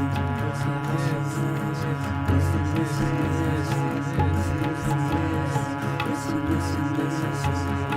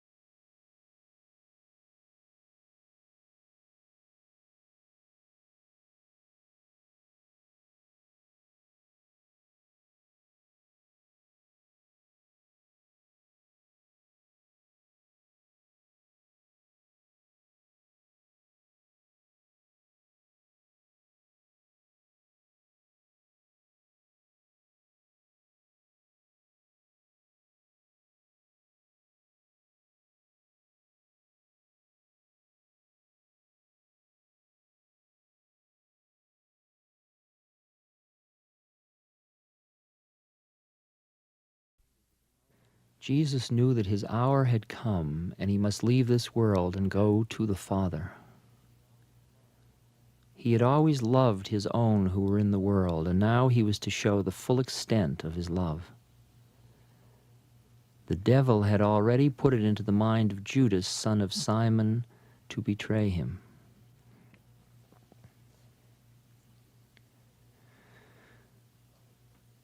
During supper, Jesus, well aware that the Father had entrusted everything to him and that he had come from God and was going back to God, he rose from the table, laid aside his garments, and taking a towel, tied it round him. Then he poured water into a basin and began to wash his disciples' feet and to wipe them with a towel. When it was Simon Peter's turn, Peter said to him, "You, Lord, washing my feet?" Jesus replied, "You do not understand now what I am doing, but one day you will." Peter said, "I will never let you wash my feet." "If I do not wash you," Jesus replied, "you are not in fellowship with me." "Then, Lord," said Simon Peter, "not my feet only. Wash my hands and my head as well." Jesus said, "A man who is bathed needs no further washing. He is altogether clean, and you are clean, though not every one of you." After washing their feet and taking his garments again, he sat down. "Do you understand what I've done for you?" he asked. "You call me Master and Lord, and rightly so, for that is what I am. Then if I, your Lord and Master, have washed your feet, you also ought to wash one another's feet. I have set you an example. You are to do as I have done for you. In very truth I tell you, a servant is not greater than his master, nor a messenger than the one who sent him. If you know this, happy are you if you act upon it. I'm not speaking about all of you. I know whom I have chosen. But there is a text of Scripture to be fulfilled. He who eats bread with me has turned against me. I tell you this now before the event, so that when it happens you may believe that I am what I am. In very truth I tell you, he who receives any messenger of mine receives me. Receiving me, he receives the one who sent me." After saying this, Jesus exclaimed in deep agitation of spirit, "In truth, in very truth, I tell you, one of you is going to betray me." The disciples looked at one another in bewilderment. Whom could he be speaking of? One of them? One of the disciples, whom he loved much, was reclining close beside Jesus. So Simon Peter nodded to him and said, "Ask who it is he means." That disciple, as he reclined, leaned back close to Jesus and asked, "Lord, who is it?" Jesus replied, "It is the man to whom I give this piece of bread when I have dipped it in the dish." Then after dipping it in the dish, he took it out and gave it to Judas, son of Simon Iscariot. As soon as Judas had received it, Satan entered him. Jesus said to him, "Do quickly what you have to do." Do quickly what you have to do. No one at the table understood what he meant by this. Some supposed that as Judas was in charge of the common purse, Jesus was telling him to buy what was needed for the festival, or to make some gift to the poor. As soon as Judas had received the bread, he went out. It was night. When he had gone out, Jesus said, "Now the Son of Man is glorified, and in him God is glorified. If God is glorified in him, God will also glorify him in himself, and he will glorify him now. My children, for a little longer I am with you. Then you will look for me, and, as I told the Jews, I tell you now, where I am going you cannot come. I give you a new commandment. Love one another. As I have loved you, so you are to love one another. If there is this love among you, then all will know that you are my disciples." Simon Peter said to him, Lord, where are you going? Jesus replied, Where I am going, you cannot follow me now, but one day you will. Peter said, Lord, why cannot I follow you now? I will lay down my life for you. Jesus answered, Will you indeed lay down your life for me? I tell you in very truth, before the cock crows, you will have denied me 3 times. Set your troubled hearts at rest. Trust in God always. Trust also in me. There are many dwelling places in my Father's house. If it were not so, I should have told you. For I am going there on purpose to prepare a place for you. And if I go and prepare a place for you, I shall come again and receive you to myself, so that where I am, you may be also. And my way there is known to you. Thomas said, Lord, we do not know where you are going, so how can we know the way? Jesus replied, I am the way. I am the truth. And I am life. No one comes to the Father except by me. If you knew me, you would know my Father too. From now on, you do know him. You have seen him. Philip said to him, Lord, show us the Father, and we ask no more. Jesus answered, Have I been all this time with you, Philip, and you still do not know me? Anyone who has seen me has seen the Father. Then how can you say, Show us the Father? Do you not believe that I am in the Father and the Father in me? I am not myself the source of the words I speak to you. It is the Father who dwells in me doing his own work. Believe me when I say that I am in the Father and the Father in me. Or else accept the evidence of the deeds themselves. In truth, in very truth, I tell you, he who has faith in me will do what I am doing, and he will do greater things still, because I am going to the Father. Indeed, anything you ask in my name I will do, so that the Father may be glorified in the Son. If you ask anything in my name, I will do it. If you love me, you will obey my commands. And I will ask the Father, and he will give you another to be your advocate, who will be with you forever, the Spirit of truth. The world cannot receive him, because the world neither sees nor knows him, but you know him, because he dwells with you and is in you. I will not leave you bereft.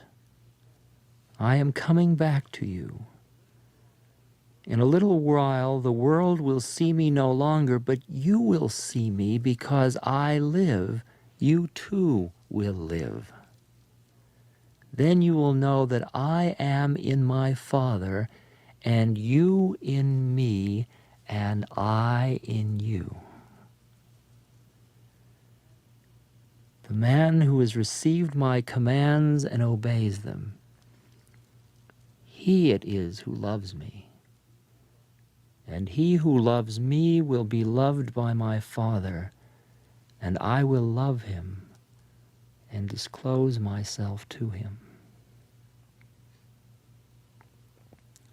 Judas asked him, the other Judas, not Iscariot, Lord, what can have happened that you mean to disclose yourself to us alone and not to the world? Jesus replied, Anyone who loves me will heed what I say. Then my Father will love him, and he will come to him and make our dwelling with him. But he who does not love me does not heed what I say. And the word you hear is not mine, it is the word of the Father who sent me. I have told you all this while I am still here with you, but your advocate, the Holy Spirit, whom the Father will send in my name, will teach you everything and will call to mind all that I have told you. Peace is my parting gift to you, my own peace, such as the world cannot give, such as the world cannot give. Set your troubled hearts at rest and banish your fears. You heard me say, I am going away and coming back to you. If you loved me, you would have been glad to hear that I was going to the Father, for the Father is greater than I. I have told you now beforehand, so that when it happens, you may have faith. I shall not talk much longer with you, for the prince of this world approaches. He has no rights over me, but the world must be shown that I love the Father and do exactly as he commands. So up, let us go forward. I am the real vine, and my Father is the gardener. Every barren branch of mine he cuts away, and every fruiting branch he cleans to make it more fruitful still. You have already been cleansed by the word that I spoke to you. Dwell in me as I in you. No branch can bear fruit by itself, but only if it remains united with the vine. No more can you bear fruit unless you remain united with me. I am the vine and you the branches. He who dwells in me as I dwell in him bears much fruit, for apart from me you can do nothing. He who does not dwell in me is thrown away like a withered branch. The withered branches are heaped together, thrown on the fire and burnt. If you dwell in me and my words dwell in you, ask what you will and you shall have it. This is my Father's glory, that you may bear fruit in plenty and so be my disciples. As the Father has loved me, so I have loved you. Dwell in my love. If you heed my commands, you will dwell in my love, as I have heeded my Father's commands, and dwell in his love. I have spoken thus to you so that my joy may be in you, and your joy complete. This is my commandment. Love one another as I have loved you. There is no greater love than this, that a man should lay down his life for his friends. You are my friends if you do what I command you. I call you servants no longer. A servant does not know what his master is about. I call you friends because I have disclosed to you everything that I heard from my Father. You did not choose me. I chose you. I appointed you to go on and bear fruit, fruit that shall last, so that the Father may give you all that you ask in my name. This is my commandment to you. Love one another. If the world hates you, it hated me first, as you know well. If you belong to the world would love its own. If you belonged to the world would love its own. But because you do not belong to the world, because I have chosen you out of the world, for that reason the world hates you. Remember what I said, a servant is not greater than his master. As they persecuted me, they will persecute you. They will follow your teaching as little as they have followed mine. It is on my account that they will treat you thus, because they do not know the one who sent me. If I had not come and spoken to them, they would not be guilty of sin, but now they have no excuse for their sin. He who hates me hates my Father. If I had not worked among them and accomplished what no other man has done, they would not be guilty of sin, but now they have both seen and hated both me and my Father. However, this text in their law had to come true. They hated me without reason. But when your advocate has come, whom I will send you from the Father, the Spirit of truth that issues from the Father, he will bear witness to me, and you also are my witnesses, because you have been with me from the first. I've told you all this to guard you against breaking down of your faith. They will ban you from the synagogue. Indeed, the time is coming when anyone who kills you will suppose that he is performing a religious duty. They will do these things because they do not know either the Father or me. I have told you all this so that when the time comes for it to happen, you may remember my warning. I did not tell you this at first because then I was with you, but now I'm going away to him who sent me. None of you asks me, where are you going? Yet you are plunged into grief because what I have told you. Nevertheless, I tell you the truth. It is for your good that I am leaving you. If I do not go, your advocate will not come, whereas if I go, I will send him to you. When he comes, he will confute the world and show where wrong and right and judgment lie. He will convict them of wrong by their refusal to believe in me. He will convince them that right is on my side by showing that I go to the Father when I pass from your sight. And he will convince them of divine judgment by showing that the prince of this world stands condemned. There is still much that I could say to you, but the burden would be too great for you now. However, when he comes, who is the Spirit of truth, he will guide you into all truth. For he will not speak on his own authority, but will tell only what he hears, and he will make known to you the things that are coming.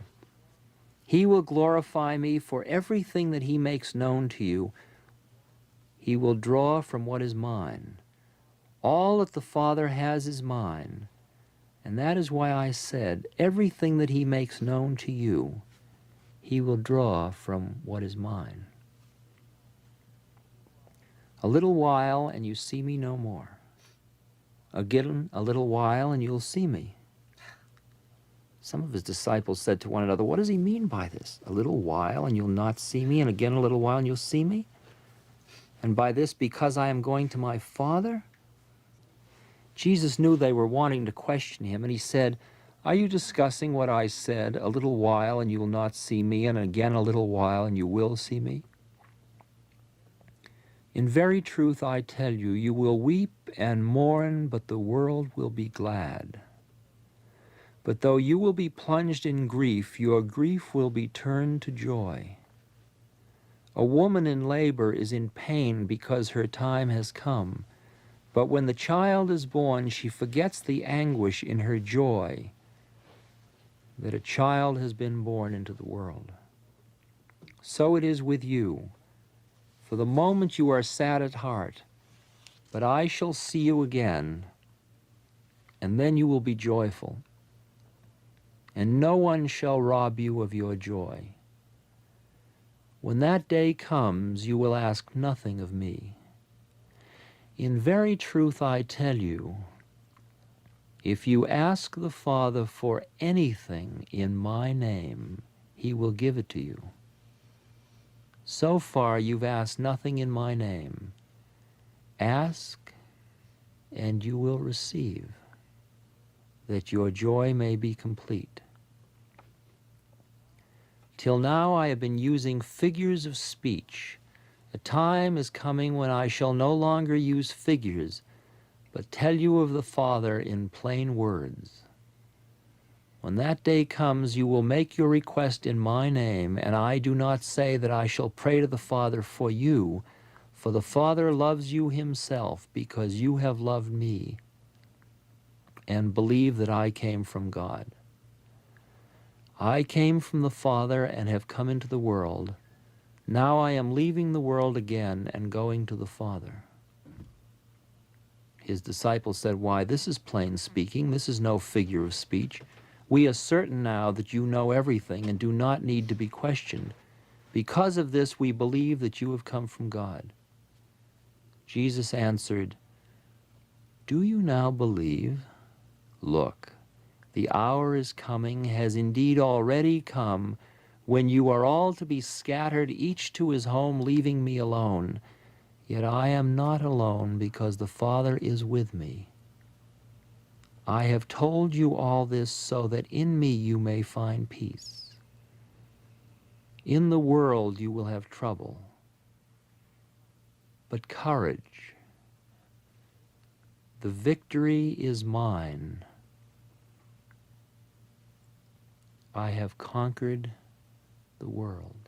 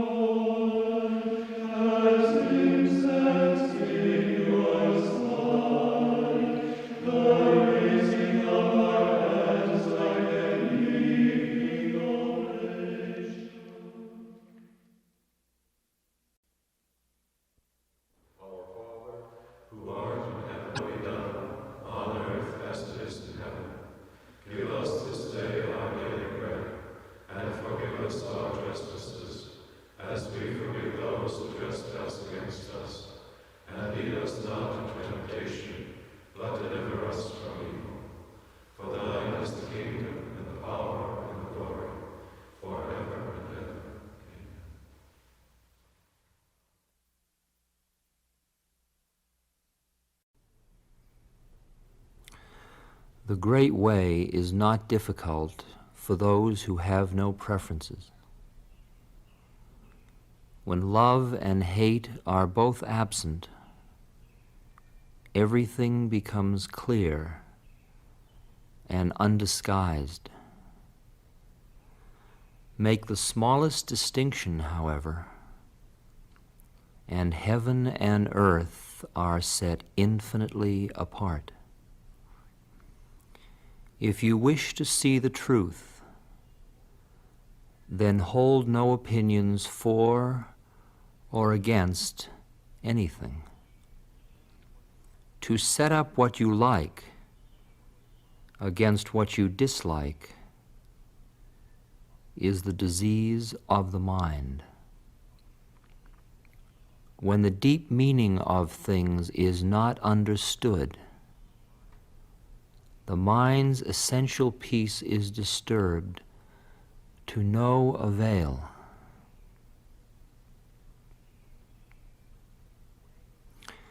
The way is perfect, like vast space, where nothing is lacking and nothing is in excess. Indeed, it is due to our choosing to accept or reject that we do not see the true nature of things. Live neither in the entanglements of outer things, nor in inner feelings of emptiness. Be serene in the oneness of things, and such erroneous views will disappear by themselves. When you try to stop activity to achieve passivity, your very effort fills you with activity. As long as you remain in one extreme or the other, you will never know oneness.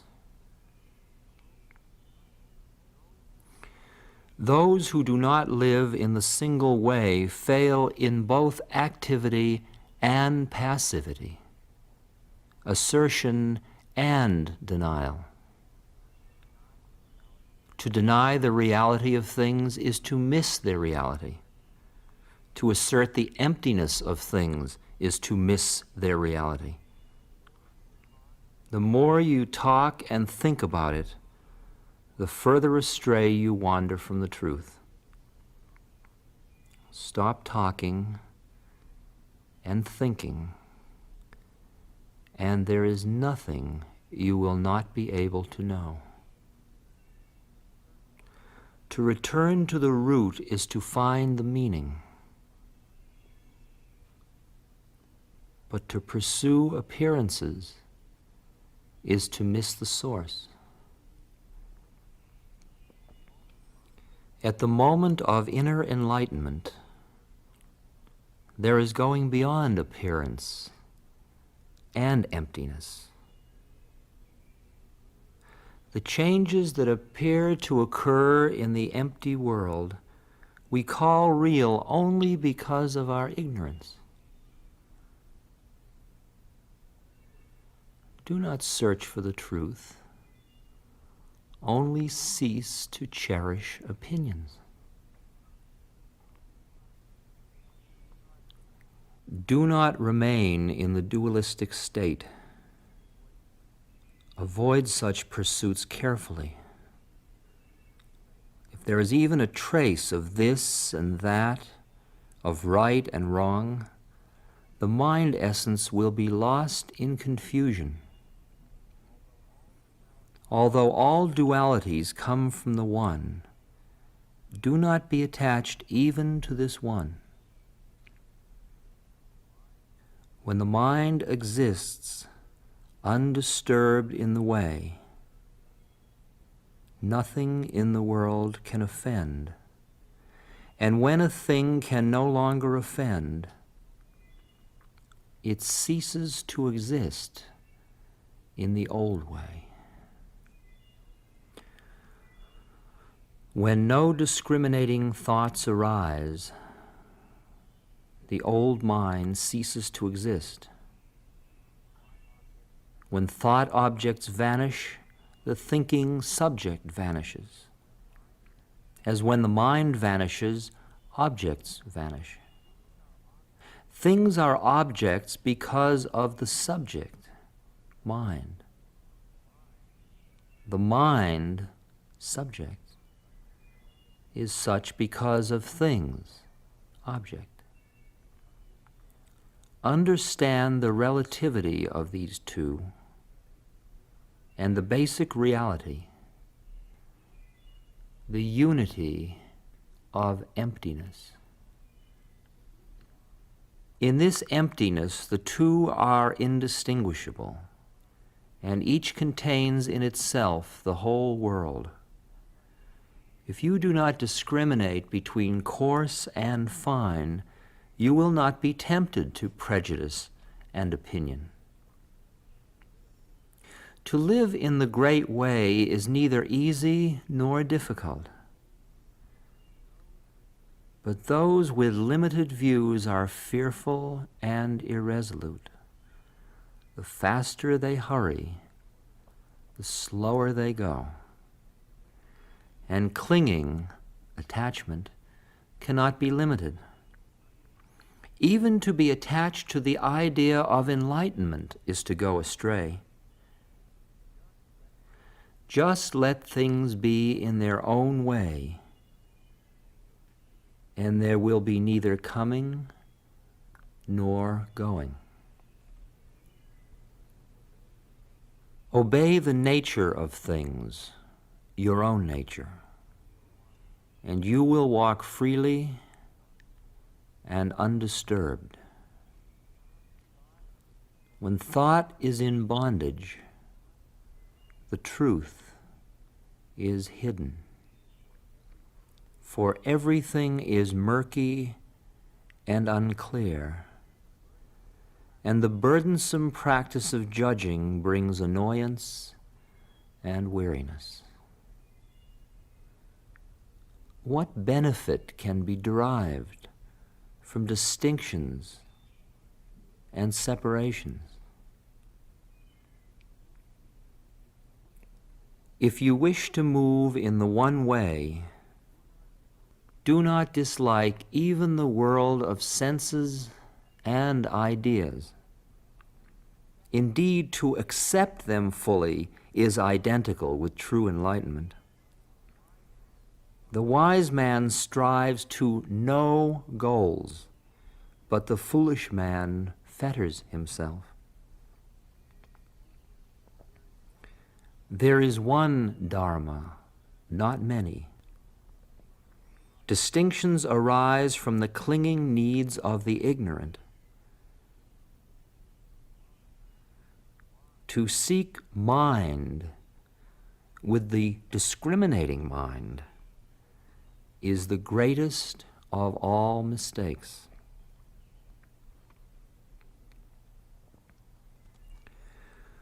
Rest and unrest derive from illusion.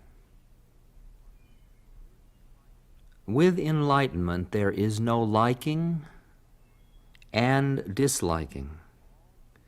All dualities come from ignorant inference.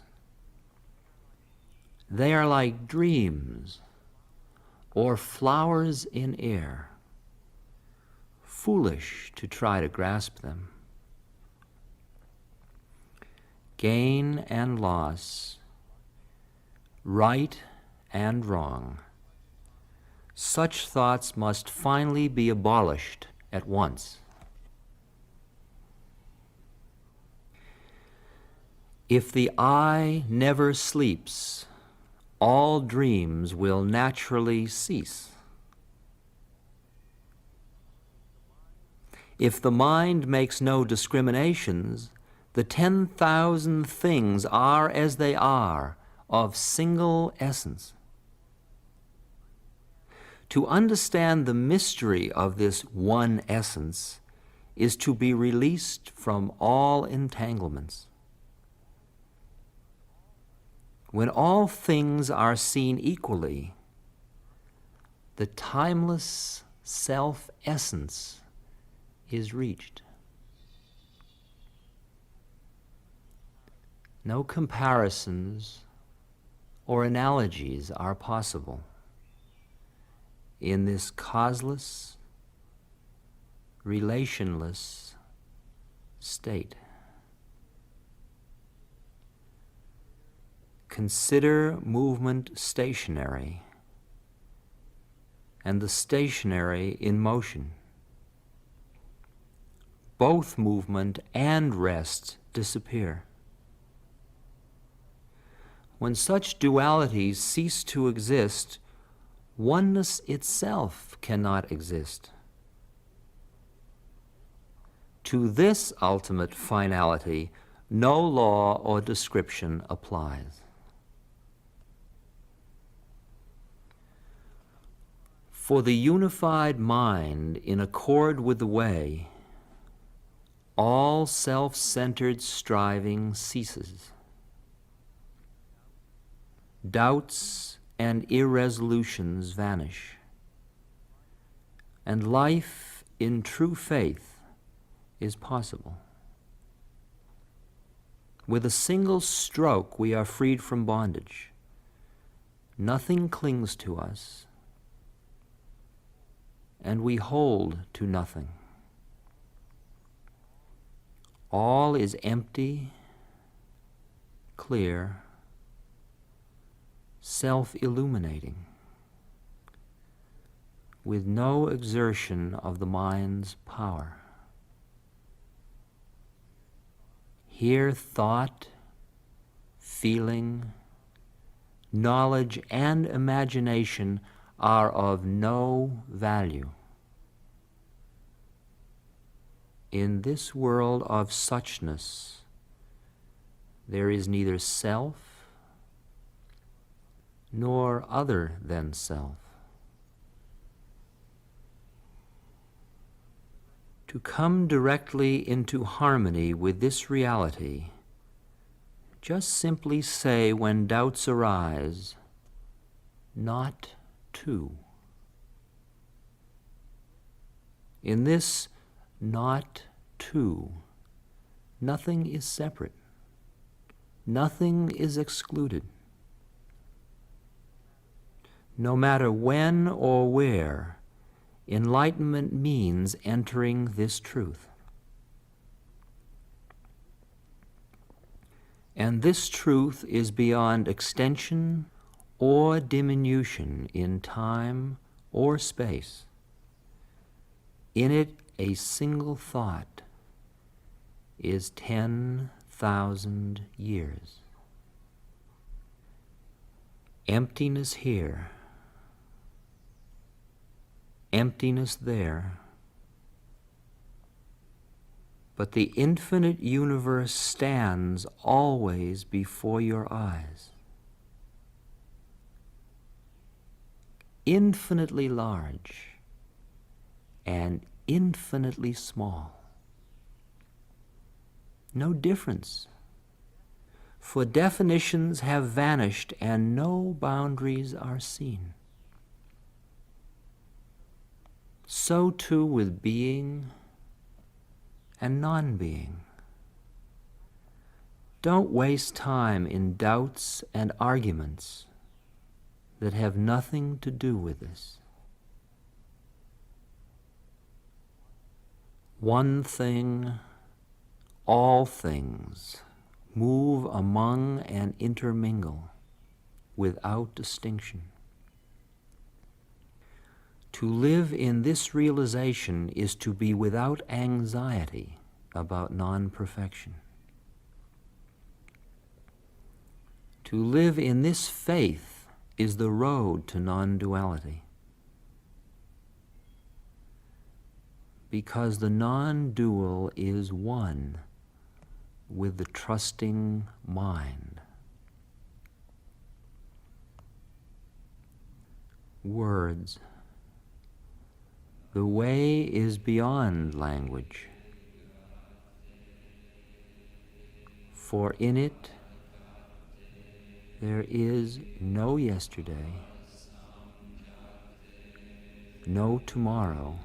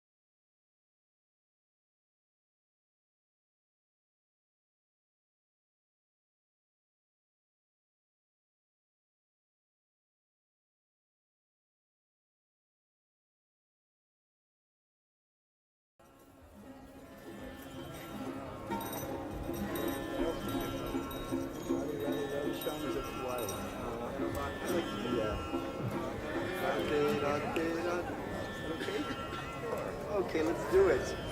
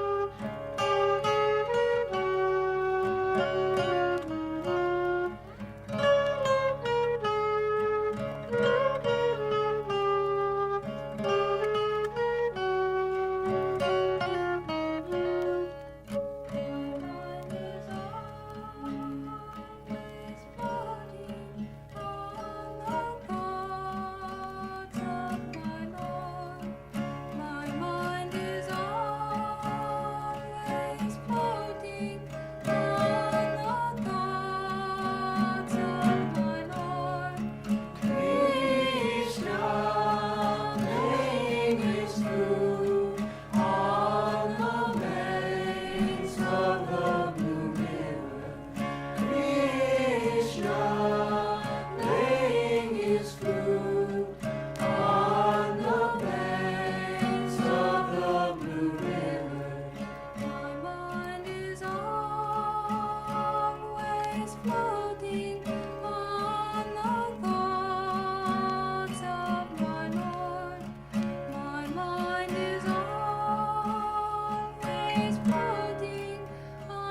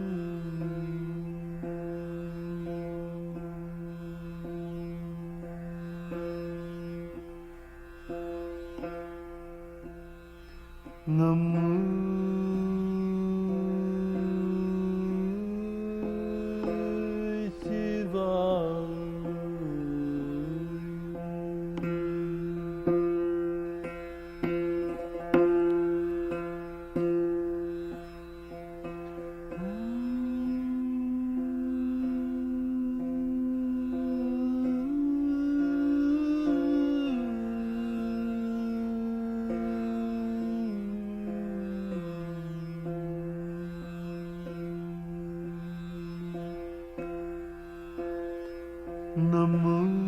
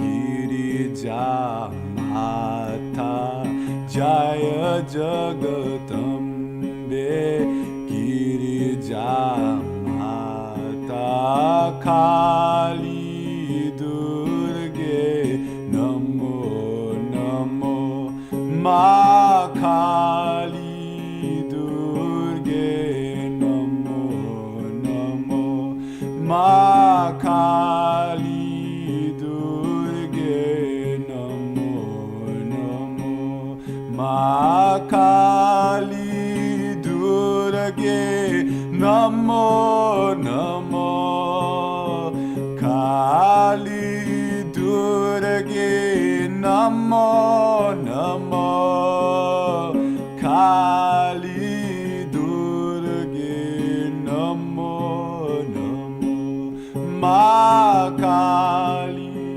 दुर्गे नमो नमो माँ काली दुर्गे नमो नमो माँ काली दुर्गे नमो नमो उमा पार्वती आनंदमाई उमा पार्वती आनंदमाई काली दुर्गे नमो नमो माँ काली दुर्गे नमो नमो माँ काली दुर्गे नमो नमो माँ काली दुर्गे नमो नमो काली दुर्गे नमो नमो काली दुर्गे नमो नमो काली दुर्गे नमो नमो माँ काली दुर्गे नमो नमो माँ काली दुर्गे नमो नमो माँ काली दुर्गे नमो नमो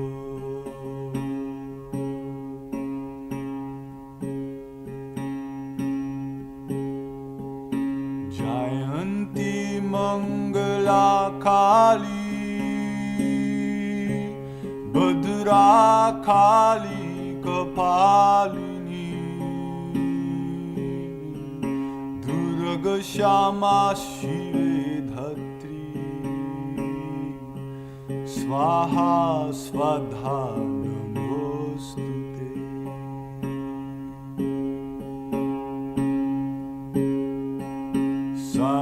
सर्वमंगल मंगल्ये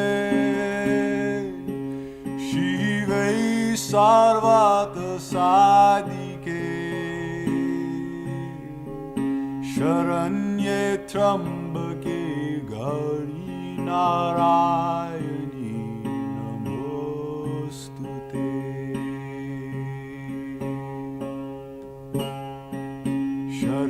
शरणागत दीनर्ता परित्राण परायणी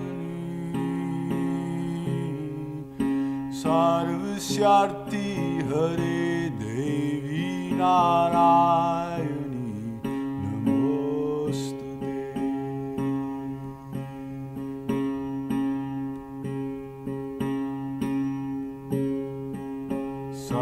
सर्वस्वरूपे सर्वेशे सर्वशक्ति समन्विते भवे व्यस्त्राहीनो देवी दुर्गे देवी नमोस्तुते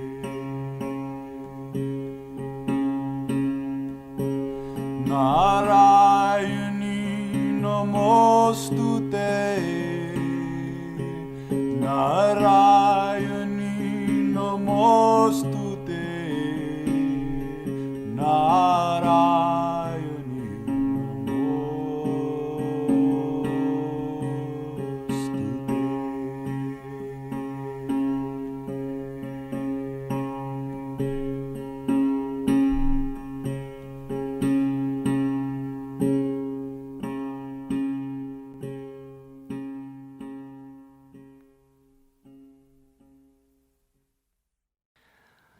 I adore the Lord of the universe bearing the name of Ram, the chief of Raghu's line. Raghu is the family name, and the crest jewel of kings, the mine of compassion,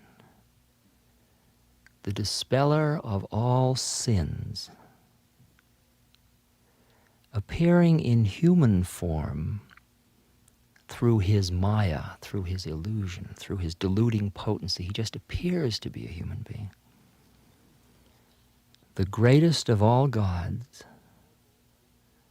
knowable through the Vedanta, constantly worshipped by the Creator and by Shiva, the destroyer, and Sesha, the serpent god, who holds up the universe. The bestower of supreme peace in the form of final beatitude, placid, eternal, beyond the ordinary means of cognition, sinless, and all-pervading. There is no other craving in my heart, O Lord of the Raghus. I speak the truth, and you are the Spirit indwelling the hearts of all. Grant me intense devotion to your feet, O crest jewel of Raghus, and free my mind from faults like concupiscence, etc. That is all Tulsidas talking to Ram. I bow to the son of the wind god. This is Hanuman now, because Hanuman is the son of the wind. The beloved devotee of Sri Rama, chief of the monkeys, the repository of all virtues, the foremost among the wise, a fire to consume the forest of the demon race, possessing a body shining as a mountain of gold, and a home of immeasurable strength.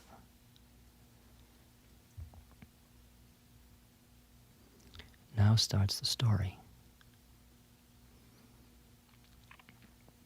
In the previous chapter, Jambavan had told Hanuman that he was the only one that could do this task of jumping across the water between India and Ceylon to find out what's happening with Sita, the wife of Ram. Hanuman was much delighted at heart to hear the heartening speech of Jambavan. He said, quote, "Suffering hardships and living on bulbs, roots, and fruits, wait for me, brethren," he's talking to all the monkeys, "till I return after seeing Sita. I am sure our object will be accomplished, as I feel very cheerful." So saying, and after bowing his head to them all, he set out full of joy with an image of Ram enshrined in his heart. There was a beautiful hill on the seacoast. He lightly sprang onto its top, and invoking the hero of Raghu's line, Ram, again and again, he's doing mantra, Ram, Ram, Ram, Ram. The son of the wind god took a leap with all his might. The hill on which Hanuman planted his foot while leaping sank down immediately into the nethermost region, called Patala. Hanuman sped forth in the same way as the unerring shaft of Sri Rama, Sri Rama's bow and arrow. See, he's flying through the air now, leaping across to Ceylon, to Lanka. Knowing him to be Sri Rama's emissary, the deity presiding over the ocean spoke to Mount Manaka. Mount Manaka is a mountain that was under the ocean. "Relieve him of his fatigue, O Manaka, by allowing him to rest on you. But Hanuman simply touched the mountain with his hand, made obeisance to it, saying, "There can be no rest for me until I have accomplished Sri Rama's work." Now you're starting to hear the purity of his commitment. I mean, there's nothing going for him. He's just out to do this job because he's a pure instrument of God in this sense. The gods saw the son of the wind god, that's Hanuman, sweeping along, and in order to test his extraordinary strength and intelligence, they sent Surasa, a mother of serpents, who came near to him and said, "Ah, the gods have provided me a meal today." On hearing these words, the son of the wind god said in reply, "Let me return after accomplishing Sri Rama's errand and tell my lord the news of Sita. Then I will approach you and enter your mouth. I tell you the truth, mother. Only let me go now. That is, let me do my gig, and then I'll come back and you can eat me if you want to." When, however, she would not let him go on any account, Hanuman said, "Then why not devour me?" She distended her mouth to a distance of 8 miles, while the chief of monkeys grew double the size of her mouth. She stretched her mouth to a circumference of 128 miles, and the son of the wind god immediately took a form covering 256 miles. Even as Sarasa expanded her jaws, the chief of the monkeys manifested a form twice as large as her mouth. When she further expanded her mouth 800 miles wide, the son of the wind god assumed a very minute form by which he entered her mouth, came out, bowed his head to her, and begged her leave to proceed. "I have gauged the extent of your wit," she said, "and strength, the errand for which the gods dispatched me." That is, you've passed the test, go on. "You will accomplish all the work of Sri Rama, a storehouse that you are of strength and intelligence."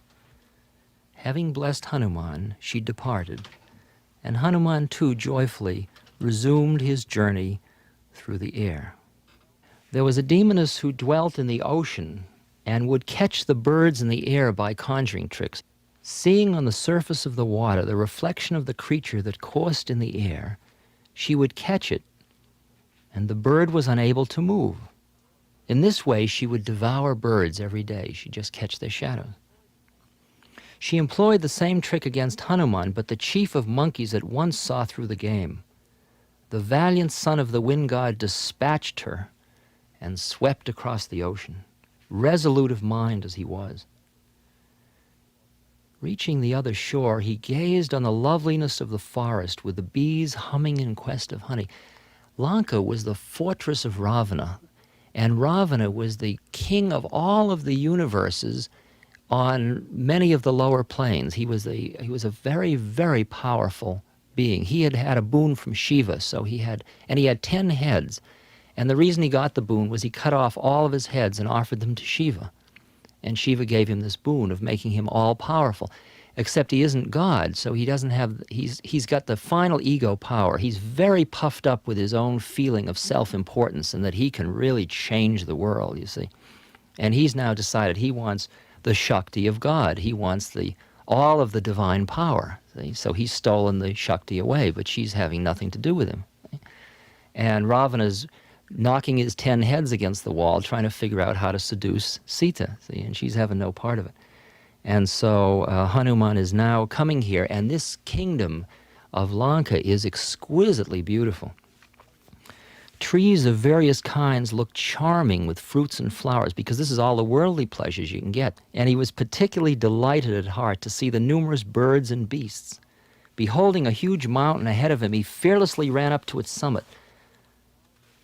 Hanuman didn't deserve any credit for this. It was all attributable to the glory of the Lord, who devours death himself. That is, that Hanuman developed all his power because of his total surrender. And the significance of this concept is exactly what the whole tradition of surrender to the Guru is about.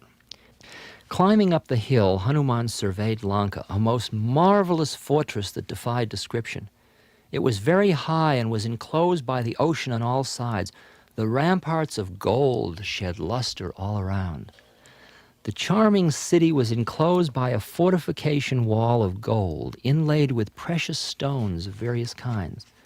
contained many beautiful houses, crossroads, bazaars, lovely streets and lanes, and was decorated in every way. Who could count the multitude of elephants, horses, and mules, the crowds of foot soldiers and chariots, and the troops of demons of every shape, a formidable host beyond all description? Ravana had all of the demons there in his army. Groves and orchards, gardens and parks, lakes and also wells, big and small, looked charming. Daughters of human beings, nagas, those are a form of astral being, gods and Gandharvas, who were the celestial musicians, enraptured with their beauty the minds of even hermits. That means even yogis got hooked on the beauty of the sensual trip. Here roared mighty wrestlers endowed with huge mountain-like forms. They grappled with one another in many ways in different courts and challenged one another to a duel. Myriads of champions possessing frightful forms sedulously guarded the city on all sides. Elsewhere, the vile demons feasted on buffaloes, human beings, cows, donkeys, and goats. Tulsidas has briefly told their story. This is Tulsidas talking. Only because they will drop their bodies at the sanctuary of Sri Rama's arrows and thereby attain the supreme state. When a being is killed by God, it becomes enlightened, because this is a whole other level of the concept of war and killing and so on. And it's a very hard one for us even to reflect upon at this moment in the West. Seeing a host of guards defending the city, the chief of the monkeys thought to himself, "Let me assume a very minute form and enter the city at night." So Hanuman assumed the form as small as a gnat, and invoking the Lord in human semblance, Ram, that is, he prayed to Ram, and he heads towards Lanka. At the gateway of Lanka lived a demoness, Lankini by name. "Where should you be going, heedless of me?" she said. "Fool, have you not been able to know who I am? Every thief hereabout is my food." The great monkey dealt her such a blow with his fist that she toppled down, vomiting blood. Then, recovering herself, Lankini stood up and, joining her palms in dismay, humbly addressed him. Quote, "When Brahma granted Ravana the boon he had asked for," that is, when Ravana got all his powers, "the Creator furnished me with the following clue to the extermination of the demon race." And he said, "When you get discomforted by a blow from a monkey, know that all is over with the demon race. I must have earned very great merit, dear Hanuman, that I have been blessed with the sight of Sri Rama's own messenger." Okay, you can feel the flip-overs as everybody realizes what they're in the presence of. She's a very high being who's just working out a form of being a demon. In one scale of the balance, dear son, put together the delights of heaven and the bliss of final beatitude, but they will all be outweighed by a moment's joy derived from communion with the saints. That is, to be around high beings is really a strengthener of faith that's incredible. Enter the city with the Lord of Ayodhya, that's Ram, enshrined in your heart, and accomplish all of your business. Poison is transformed into nectar. Foes turn into friends. The ocean contracts itself to the size of a cow's footprint. Fire becomes cool, and Mount Meru, O Garuda, appears like a grain of sand to him on whom Sri Ram has cast his benign look. That is, once you've surrendered, just started to listen for how it all is rather than thinking you know, suddenly everything becomes easy for you to do.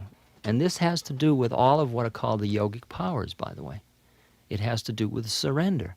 The more you surrender your ego, the more you tune into the place where all energy of the universe is, and it becomes working through you. It's not your energy, but it's all available through you in service to the divine law. Hanuman assumed a very minute form, and invoking Ram, he entered the city.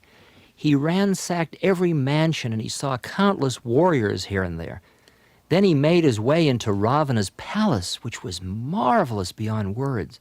He saw the demon chief buried in sleep, but he did not find Sita there.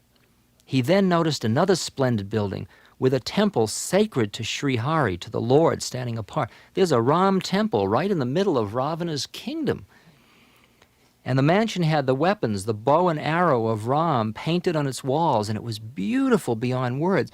The monkey chief rejoiced to see the clusters of young tulsi plants. The tulsi is the sacred wood of the Vaishnavite tradition of Ram. Lanka is the abode of a gang of demons, Hanuman thought. How could a pious man take up his residence here? While the monkey chief was thus reasoning within himself, Vibhishan, Ravana's younger brother, woke up. Now, Vibhishan is the younger brother, but he happens to be a secret Ram Bhakta.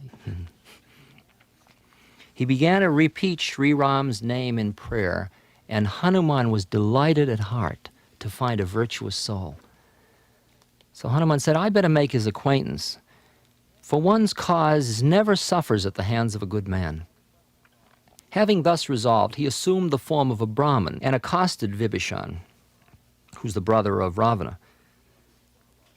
And he said hello, and as soon as Vibhishan heard Hanuman's words, he rose and came where the latter was. Bowing low, he inquired after the Brahmin's welfare. The Brahmin is the highest caste. It's the holy man caste in India. Tell me all about you, holy sir. Are you one of the Lord's own servants? My heart is filled with exceeding love at your sight. See, even though Hanuman is disguised as Brahmin, as just a regular Brahmin, Vibhishan is feeling this incredible vibration from him because Hanuman is, after all, the purest statement of the servant of Ram. He's really absolutely pure. It's like Christ saying, I and my Father are one. It's that same place. Hanuman is considered the breath of Ram. That's how close they are. He's doing his father's work, if you will. And so Vibhishan feels this thing, and he said, my heart was filled with exceeding love at your sight. Or maybe you're Ram himself, a loving friend of the poor who's come to bless me by your sight. Thereupon Hanuman told him all about Sri Ram and disclosed his identity as well. The moment Vibhishan heard this, a thrill ran through the body of both of them, and they were transported with joy at the thought of Ram's hosts of virtues. You can see them both standing there just trembling with joy at the thought of Ram, because Ram is just such a pure being. You know, when I talk about Ram's purity, it's funny what kind of an internal double take I'm doing, because we have such a hard time in the West dealing with this kind of purity in beings. Then Vibhishan says to Hanuman, hear, O son of the wind god, how I am living here. Because here he is living in the middle. Remember the guy that called us earlier in the evening that said, you know, it's hard to do this in the middle of New York City? This is Vibhishan talking now. See, hear, O son of the wind god, how I am living here. My plight is similar to that of the poor tongue that lives in the midst of the teeth. It's a beautiful image. Will the Lord of the solar race, will Ram ever show his grace to me, knowing me to be masterless? See, he's a demon, so he's got a living out a karma where he can't do the traditional thing. And so he's saying, will Ram ever even notice me? Endowed as I am with a sinful, demoniac form, I'm incapable of doing any sadhana. See, I'm capable of doing anything for God realization. And my heart cherishes no love for the Lord's lotus feet. I can't even love God purely. The woman that called and said, I can't even love God. See, that's exactly this Vibhishan's complaint.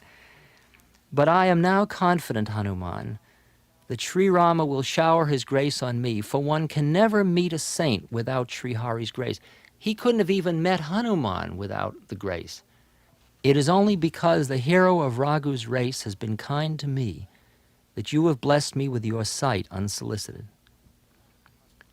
Then Hanuman says, listen, Vibhishan, the Lord is ever affectionate to his servants, for such is his wont. That's his way. Tell me, what superior birth can I claim? I'm a frivolous monkey. I'm vile in every way. I'm so vile that if anyone mentions our name, monkey's names, early in the morning, he's sure to go without any food that day. Listen, my friend, though I am so wretched The hero of Raghu's race, Ram, has shown his grace even to me, and his eyes filled with tears as he recalled the Lord's virtues. It is not to be wondered that those who knowingly forget such a Lord and go adrift should be unhappy. Thus recounting Sri Rama's virtues, Hanuman derived unspeakable solace. Then Vibhishan fully narrated how Sita had been living there. Thereupon Hanuman said, "Listen, brother, I should like to see Mother Sita." Vibhishan fully explained to him the method of seeing her, and the son of the wind god took leave of Vibhishan and proceeded on his errand. Assuming the same minute form as he had taken before, he repaired to the Ashoka grove where Sita dwelt. He mentally bowed to her as soon as he saw her. Obviously, she had been squatting away the hours of the night, Emaciated in body, she wore a single braid of matted hair on her head and repeated to herself the list of Sri Rama's excellences. She had her eyes fixed on her own feet, while her mind was absorbed in the thought of her husband's lotus feet. The son of the wind god felt supremely miserable to see Sita so sad. Now, who is Sita? Sita is our beings when we're separate from the merging with God. See, that's exactly who Sita is now. She's been separated by the world of desire, by Ravana, and she's feeling that longing, that thing that we all get into, that longing to merge back in. Concealing himself among the leaves of a tree, he mused within himself, well, what should I do? At that very moment, Ravana arrived. Now comes the bad guy, gaily adorned and accompanied by a troop of women. The wretch tried to prevail upon her in many ways through friendly advice, allurements, threats, and estrangement. Said Ravana, "Listen, O beautiful and wise lady. I will make Mandodari," that was his chief queen, "I will make Mandodari and all the other queens your handmaids, I swear, provided you cast your look on me only once." Fixing her thoughts on her most beloved lord, Sita rejoined, "Listen, O 10-headed monster. Can a lotus flower ever expand in the glow of a firefly? Ponder this at heart. Perhaps you have no idea what Sri Rama's arrows are like, O wretch. You carried me off at a time when there was none by my side, yet you do not feel ashamed, O vile and impudent rogue." Hearing himself likened to a glowworm and Sri Rama compared to the sun, and exasperated at her harsh words, the monster drew out his sword and said, "Sita, you have offered me an insult. I will accordingly cut off your head with my relentless sword. If not, obey my command at once, or else you lose your life, O beautiful lady." Then Sita, she says, "My lord's arm is lovely as a string of blue lotuses, and shapely and long as the trunk of an elephant. O 10-headed monster, either that arm or your dreadful sword will have my neck. Hear this, my solemn vow, O fool." And then she turns to Ravana's glittering scimitar, sword which is called Chandrahasa, and she says, "Take away, O Chandrahasa, the burning anguish of my heart caused by the fire of separation from the Lord of the Raghus. You possess a cool, sharp, and good blade. Therefore relieve the burden of my sorrow," Sita said. On hearing these words, he rushed forward to kill her. But it was Queen Mandodari who intervened and pacified him with words of good counsel. Summoning all the demonesses posted there, he said, "Go and intimidate Sita in every way. If she does not accept my advice, in a month's time I'll draw my sword and behead her." Having issued these instructions, the 10-headed Ravana returned to the palace while a host of fiendesses in the Ashoka Grove assumed various kinds of hideous forms and intimidated Sita.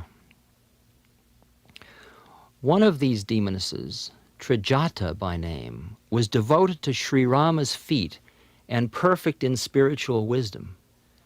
She summoned all her companions, told them her dream, and exhorted them to serve Sita and thus bless themselves. This is the dream of one of the witches. She said, in my dream, a monkey burnt the entire city of Lanka, and the whole demon host was killed. And as for ten-headed Ravana, I saw him mounted on a donkey, all naked, with his head shorn and his 20 arms chopped off. In this fashion he went his way to the south, that means to death. And it so appeared that Lanka had passed into the hands of Vibhishan, who's Ravana's brother. Ram's victory was proclaimed throughout the city, and it was then that Ram sent for Sita.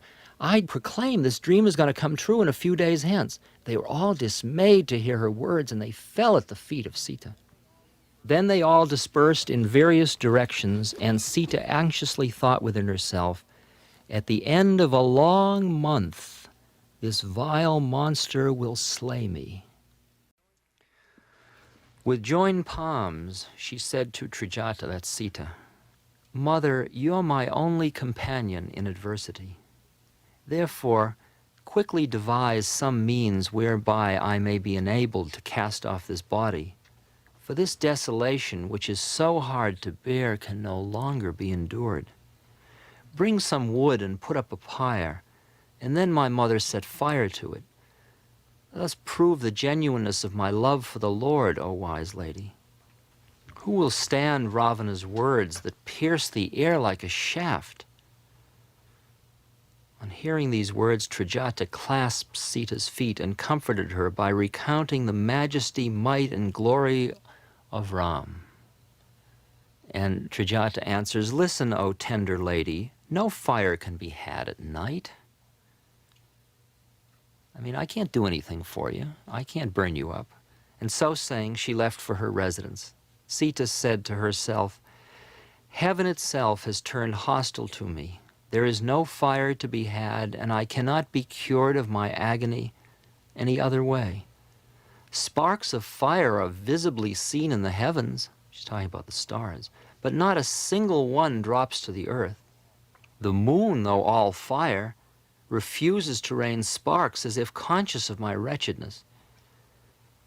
Hear my prayer, O Ashoka tree. The grove has Ashoka trees, which are, the leaves are red like fire. Take away my sorrow and answer to your name. The word Ashoka means that which ends sorrow. Your fresh and tender leaves bear the color of flames. Therefore supply me with fire. Do not aggravate my agony beyond limits. The moment seemed like an age to Hanuman, as he beheld Sita extremely distressed due to her separation from her Lord. Then taking thought within himself, Hanuman dropped down the signet ring. Ram had given him his ring, as though the Ashoka tree had thrown a spark in response to her prayer. She sprang up with joy and took it in her hand. Now she saw the charming ring with the name of Sri Ram most beautifully engraved in it. Recognizing the ring, she looked at it with wonder and was agitated at heart with a mixed feeling of joy and sorrow. Who can conquer the invincible Lord of the Raghus? And such a divine ring cannot be prepared through Maya, meaning a conjuring trick or illusion. Maya is considered the word for illusion. As Sita thus indulged in fancies of various kinds, figuring out where it came from, Hanuman spoke in honeyed accents, and he began to recount Sri Ram's praises. He's up in the tree just telling her, talking to her about Ram. The moment they reached Sita's ears, her grief took flight. She listened with all her soul and ears while Hanuman narrated the whole story from the very beginning. Then Sita says, wherefore does she who has told this tale, which is like nectar to my ears, wherefore does she not reveal herself? Thereupon Hanuman drew near her, while Sita sat with her back turned towards him, full of amazement. The minute she saw him, she turned her back. And he said, I am Sri Ram's messenger, Mother Janaki. It's another name for Sita. I solemnly swear by the all-merciful Lord himself. This ring has been brought by me, O Mother. Sri Ram gave it to me as a token for you. Sita says, tell me, what brought about this fellowship between a man and a monkey? Then Hanuman explained the circumstances in which a union was brought about between men and monkeys. As she heard the monkey's affectionate words, her soul trusted him, and she recognized him to be a servant of the all-merciful Lord in thought, word, and deed. Perceiving him to be a devotee of Sri Hari, she developed she developed an intense affection for him. Her eyes filled with tears, and a thrill ran through her body. To me, who was being drowned in the ocean of desolation, dear Hanuman, you've come as a veritable bark. Now tell me, I adjure you, the welfare of all blissful Sri Ram and his younger brother Lakshman. Wherefore has the tender-hearted and compassionate Lord of the Raghus, Ram, become so hard-hearted? Does the chief of the Raghus ever remember me? He who is by natural disposition a source of delight to his servants. Will my eyes, dear Hanuman, be ever gladdened by the sight of his swarthy and delicate limbs? Words failed her, and her eyes swam with tears. Oh, my Lord, you have entirely forgotten me. I've fallen out of grace, I'm lost, she's saying. Seeing Sita sore distressed due to her separation from her Lord, Hanuman addressed her in soft and polite accents. The Lord and his younger brother Lakshman are both doing well, Mother, except for the fact that the All-Merciful is sorrowful because of your sorrows. Do not feel vexed at heart, Mother.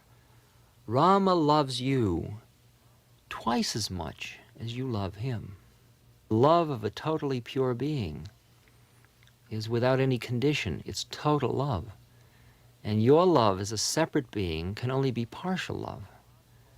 And so Ram's love for Sita is greater than Sita's love for Ram.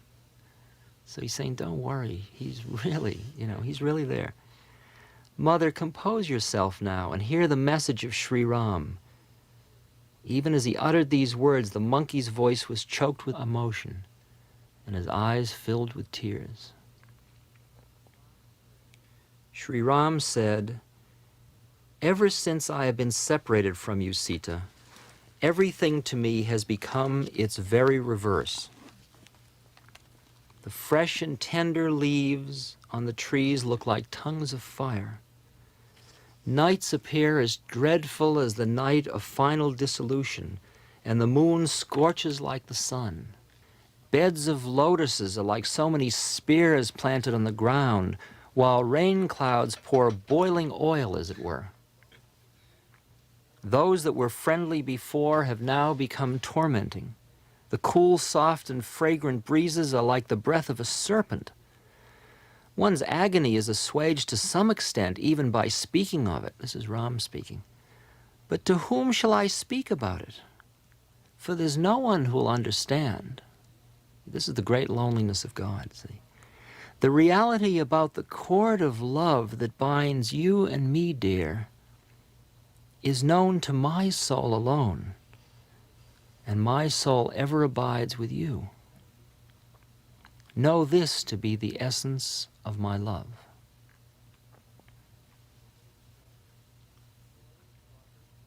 Videya's daughter was so absorbed in love the moment she heard the Lord's message, she lost all consciousness of her body. Said the monkey, Mother, collect yourself. Fix your thoughts on Sri Ram, the delight of his servants. Reflect on the glory of the Lord of the Raghus and shake off all faint-heartedness upon my word. The hosts of demons are like so many moths. This is Hanuman reassuring Sita. All these demons are like moths, while the shafts of the Lord of the Raghus, Ram, are like flames. They'll burn up the moths. Have courage in your heart, Mother, and take the demons as consumed. Figure it's all over. Had the hero of Raghu's line, had Ram any news about you, he wouldn't have tarried.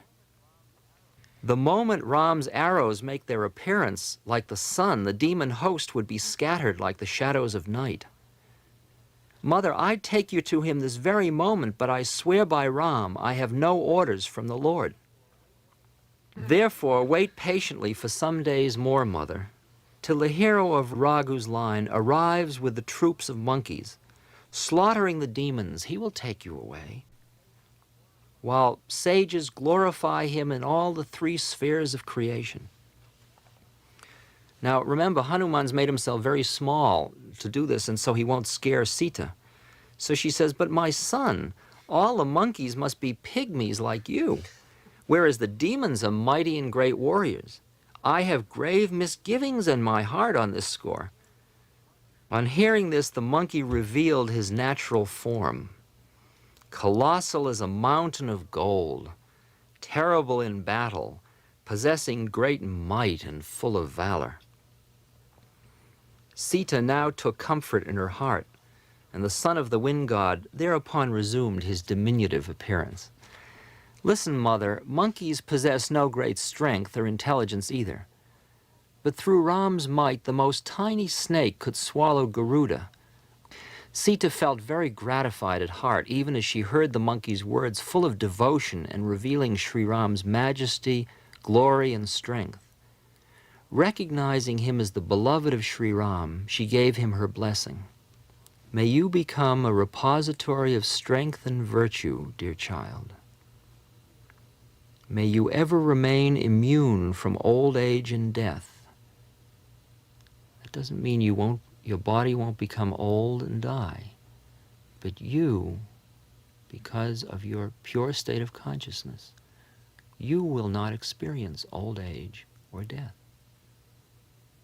May you ever remain immune from old age and death and prove to be a storehouse of good qualities. And may Ram shower his abundant grace upon you. The moment the words, "May the Lord be gracious to you," reached his ears, Hanuman was utterly overwhelmed. Again and again the monkey bowed his head at her feet and with joined palms addressed her thus, "I have now accomplished all that I had to accomplish, my mother, for your blessing everyone knows is unfailing. Listen, Mother, I'm feeling frightfully hungry at the sight of these trees laden with delicious fruits." Because after all, he's a monkey. "I tell you, my son, this grove is guarded by most valiant and mighty demons. Mother, I'm not afraid of them, but I have to have your approval first."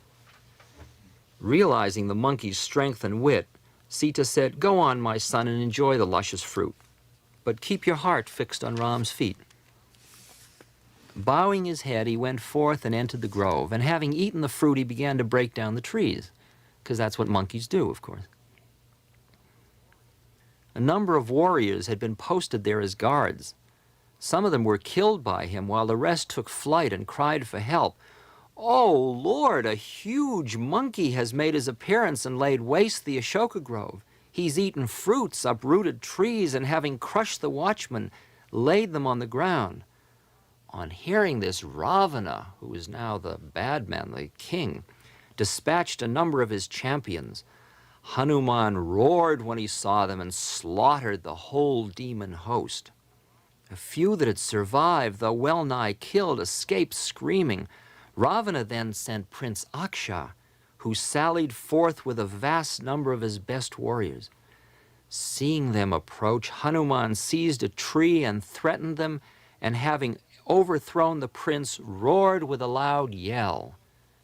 Keep in mind, this is like the Bhagavad Gita. This is the inner battle between the worldly Ravana and the pure forces of the Atman, or Ram, or the higher place in oneself. This is the way the battle often feels inside, too. Some he slew, some he crushed, some he seized and pounded with dust, and some who escaped cried, "Oh, Lord, the monkey is too strong for us." Ravana, the king of Lanka, flew into a rage when he heard of his son's death, and he sent the mighty Meghanada. Meghanada was another of his sons who was really powerful. Kill him not, my son, but bind him. Let us see this monkey and ascertain wherefrom he comes. Meghanada, who was the conqueror of Indra, that was the god of the heavens, sallied forth a peerless champion, seized with fury at the news of his brother's death. When Hanuman saw this fierce warrior approach, he gnashed his teeth and with a roar rushed forward to meet him. He tore up a tree of enormous size and smashed it with the car, thus rendering the crown prince of Lanka without any transport. As for the mighty warriors who accompanied him, Hanuman seized them one by one and crushed them by the weight of his limbs. Having finished them off, he closed with Meghanada. It was like the encounter of two lordly elephants. Striking the opponent with his clenched fist, Hanuman sprang and climbed up a tree, while Meghanada lay unconscious for a moment.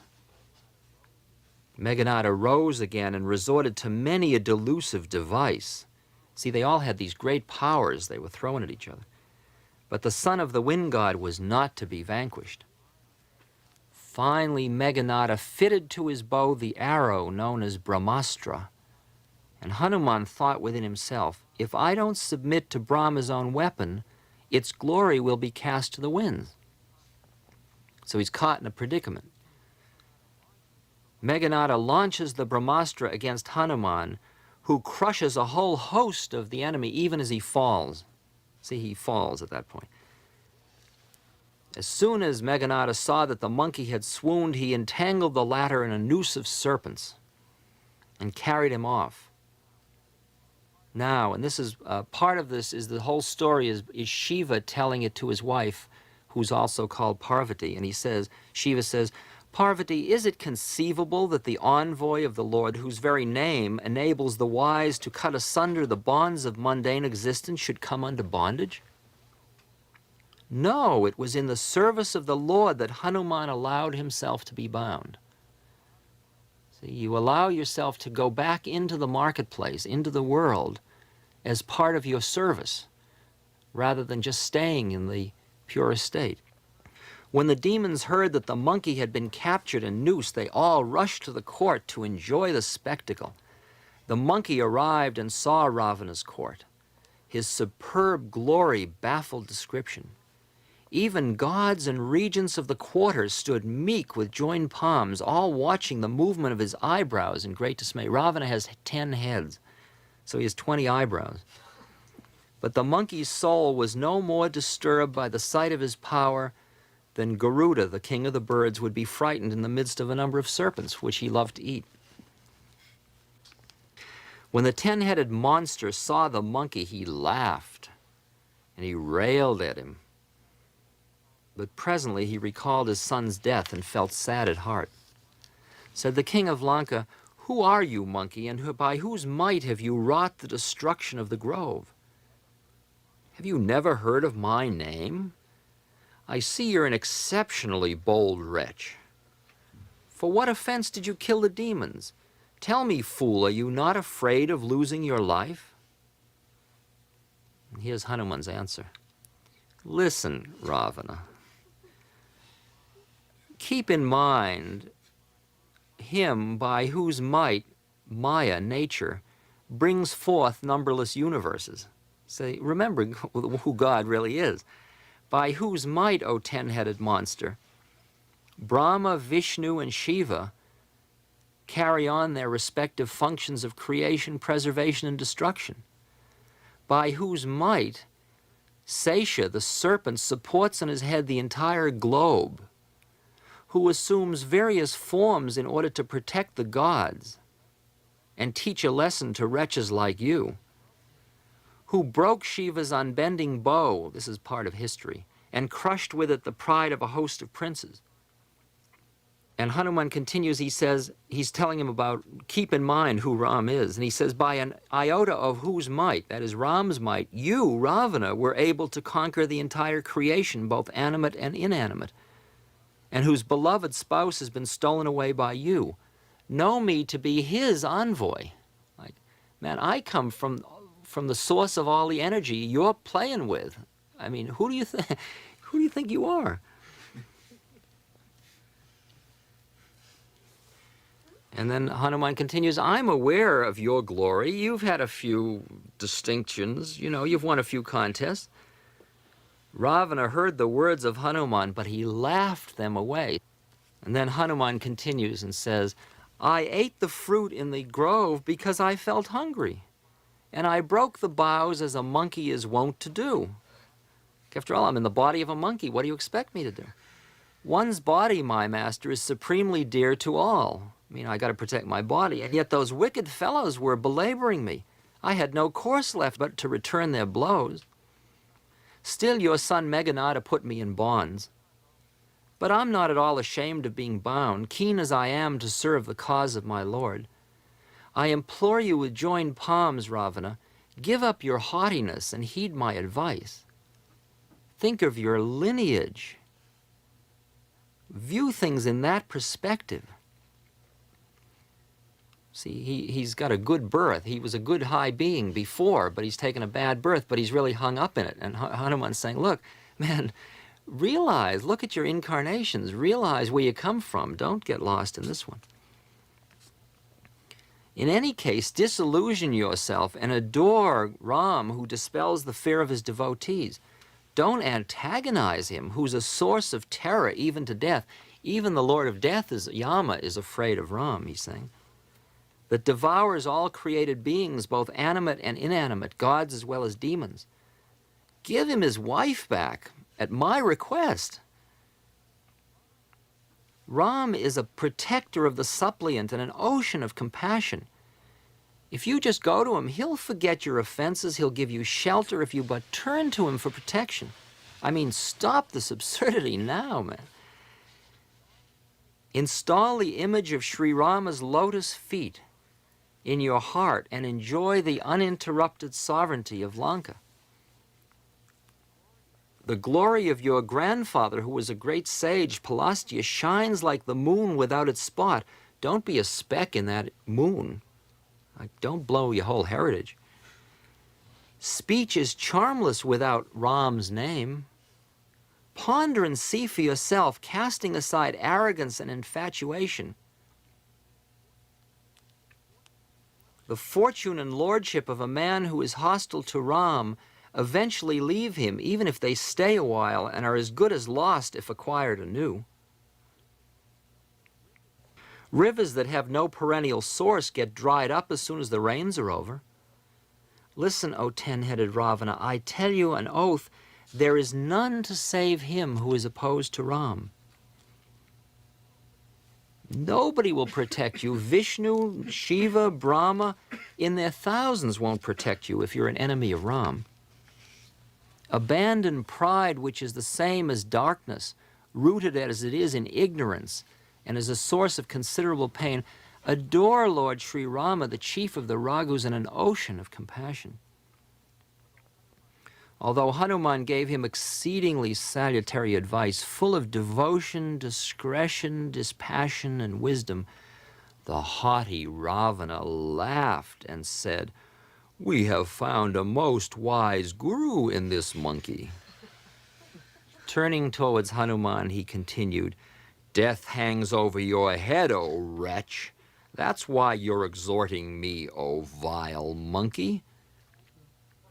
Hanuman says, just the contrary is going to happen. I'm telling you. I clearly perceive you are laboring under some mental illusion. Hearing these words of Hanuman, Ravana got nettled. Why not some of you quickly kill this fool? As soon as the demons heard it, they rushed forward to kill him. But at that very moment, Vibhishan, Ravana's younger brother, he's a devotee of Ram, a secret devotee of Ram, came in with his counselors. Bowing his head, he made humble entreaty. It's against all statecraft. You can't kill an envoy. You can punish him in some other way, my master. All exclaimed to one another, "This is sound counsel, brother." Hearing this, the ten-headed Ravana laughed with all of his 10 mouths, and he said, "All right, the monkey may be sent back mutilated. A monkey's very fond of his tail. I tell you this secret. Therefore, swathe his tail with rags soaked in oil and set fire to it. Then the tailless monkey will go back, and the wretch will bring his master with him, and I'll have an opportunity of seeing his might, whom he so lavishly exalted." Hanuman smiled to himself on hearing these words, saying, "It looks like it's all working out pretty well." On hearing Ravana's command, the stupid demons started doing as they were bid. Not a rag was left in the city, nor a drop of ghee, clarified butter, or oil. The tail had grown to such a length through Hanuman's playful gesture. Just kept making his tail longer and longer. The citizens thronged to see the fun. They kicked Hanuman and they jeered at him. With beating of drums and clapping of hands, they took him round the city, and then they set fire to his tail. When Hanuman saw the fire blazing, he immediately assumed an utterly diminutive size, slipped out of his bonds, sprang to the attics of the gold palace to the dismay of the demonesses. At that moment, impelled by God, all of the 49 winds in the heavens began to bluster. Hanuman roared with a loud laugh and swelled to such a size that he seemed to touch the sky. Though colossal in size, Hanuman appeared most nimble-bodied. He ran and sprang from palace to palace. The city was all ablaze, and the people were at their wits' end. Terrible flames burst forth in myriads, and piteous cries were heard everywhere. "Oh, Father, ah, my mother, who will save us at this hour? He is no monkey, but some god in the form of a monkey." Such is the result of despising a noble soul. The city's being consumed by fire as though it had no master. In the twinkling of an eye, Hanuman burnt down the whole city, barring the house of Vibhishan and the grove where Sita was. Hanuman went unscathed because he was the messenger of Ram, who created fire itself. See, there's always the up level. He burnt the whole of Lanka from one end to the other, and then he leapt into the ocean. After quenching his tail and relieving his fatigue, he resumed his diminutive form and stood before Sita with joined palms. "Mother, I have to go back now. Be pleased to give me some tokens, such as the Lord of the Raghus gave me." She thereupon unfastened the jewel in her head and gave it to the son of the wind god, who gladly received it. "Convey my obeisance to him, dear son, with these words." These are Sita's words. Her words to God. "My Lord is all sufficient. Yet recalling your vow of kindness to the afflicted, relieve, O Master, my grievous distress. Repeat to him, my son, various episodes, and remind the Lord of the might of his arrows. If the Lord does not arrive here within a month, he will not find me alive. Tell me, Hanuman, how can I preserve my life? For you too, my son, now speak of going. Your sight had brought relief to my heavy heart. I have now before me the same dreary days and weary nights." Reassuring Janaka's daughter, Sita, he consoled her in many ways, and bowing his head at her lotus feet, he set forth to meet Rama. While leaving, he roared aloud with such a terrible noise that the wives of all the demons miscarried. Taking a leap across the ocean, he reached the opposite shore and greeted his fellow monkeys with a shrill cry of joy. He wore a cheerful countenance, and his body shone with a brilliance which left no doubt in their mind that he had executed Ram's commission. When Sri Rama saw the monkeys approaching with their mission duly accomplished, he was particularly delighted at heart. The two brothers were seated on a crystal rock, and all the monkeys went and fell at their feet. The all-merciful Lord of the Raghus embraced them all with affection and asked of their welfare. "All is well with us now that we have seen your lotus feet." Said Jambavan, "Listen, O Lord of the Raghus. He on whom you bestow your blessings is ever lucky and incessantly happy. Gods, human beings, and sages are all kind to him. He alone is victorious, modest, and an ocean of virtues. His fair renown shines brightly through all the three spheres of creation. Everything's turned out well by the grace of my Lord. It is only today that our birth has been consummated. The achievement of Hanuman, the son of the wind god, cannot be described even with 1,000 tongues. Jambavan then related to the Lord of the Raghus the charming exploits of Hanuman. The All-Merciful felt much delighted at heart to hear them, and in his joy he clasped Hanuman once more to his bosom. Tell me, dear Hanuman, how does Janaka's daughter pass her days and sustain her life? Your name keeps watch night and day, while her continued thought of you acts as a pair of closed doors. She has her eyes fastened on her own feet. Her life thus finds no outlet whereby to escape. When I was leaving, she gave me this jewel from the top of her head. The Lord of the Raghus took it and pressed it to his bosom. My Lord, with tears in both her eyes, Janaka's daughter uttered the following few words. Embrace the feet of my Lord and his younger brother, crying, O befriender of the distressed, reliever of the suppliant's agony, I am devoted to your feet in thought, word, and deed. Yet for what offense, my Lord, have you forsaken me? I do admit one fault of mine, that my life did not depart the moment I was separated from you. That, however, my Lord, is the fault of my eyes, which forcibly prevented my life from escaping. The agony of separation from you is like fire. My sighs fan it as a gust of wind, and in between stands my body like a heap of cotton, which would have been consumed in an instant.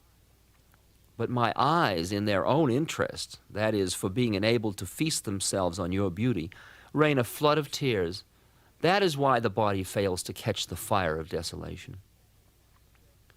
Sita's distress is so overwhelmingly great, and you are so compassionate to the afflicted, that it's better not to describe it. Each single moment, O fountain of mercy, passes like an age to her. Therefore, march quickly, my Lord, and vanquishing the miscreant crew by your mighty arm, recover her. When the all-blissful Lord heard of Sita's agony, tears rushed to his lotus eyes. Do you think anyone who depends on me in thought, word, and deed can ever dream of adversity? Hanuman said, There is no misfortune other than ceasing to remember and adore you. Of what account are the demons to you? Routing the enemy, you will surely bring back Janaka's daughter. Ram said, No one endowed with a body, a god, human being, or sage, has put me under such obligation, Hanuman, as you have done. Even my mind shrinks to face you. How then can I repay your obligation? Listen, my son, I've thought over the question and concluded that the debt which I owe you cannot be repaid. Again and again, as the protector of the gods gazed on Hanuman, his eyes filled with tears, and his body was overpowered with a thrill of emotion. Even as Hanuman listened to the words of his Lord and gazed on his countenance, he experienced a thrill of joy all over his body and fell at his feet overwhelmed with love and crying, Save me from the tentacles of egoism, my Lord. Again and again the Lord sought to raise him up. He, however, was so absorbed in love that he would not rise. the lotus hand of the Lord rested on his head. Shiva, who was telling the story, was overcome with emotion as he called to mind Hanuman's enviable lot. But recovering himself, Shiva resumed the most charming narrative. The Lord lifted up Hanuman and clasped him to his bosom. Then he took him by the hand and seated him very close to him. Tell me, Hanuman, how could you burn Ravana's stronghold of Lanka, a most impregnable fortress? When Hanuman found the Lord so pleased, he replied in words altogether free from pride. A monkey's greatest valor lies in his skipping about from one bough to another, Hanuman said. That I should have been able to leap across the ocean, burn the gold city, kill the demon host, and lay waste the Ashoka grove was all due to your might. No credit, my lord, is due to me for the same. Nothing is unattainable, my lord, to him who enjoys your grace. Through your might, a mere shred of cotton can surely burn a submarine fire. That is, the impossible can be made possible. Therefore, be pleased, my lord, to grant me unceasing devotion, which is a source of supreme bliss. When the Lord, O Parvati, heard the most artless speech of Hanuman, he said, "Be it so."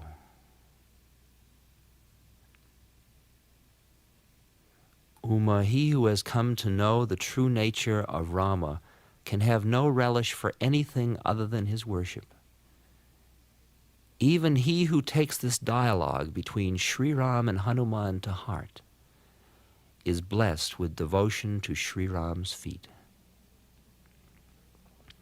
On hearing the words of the Lord, the whole host of monkeys cried, "Glory, glory, all glory to the gracious Lord, the fountain of bliss."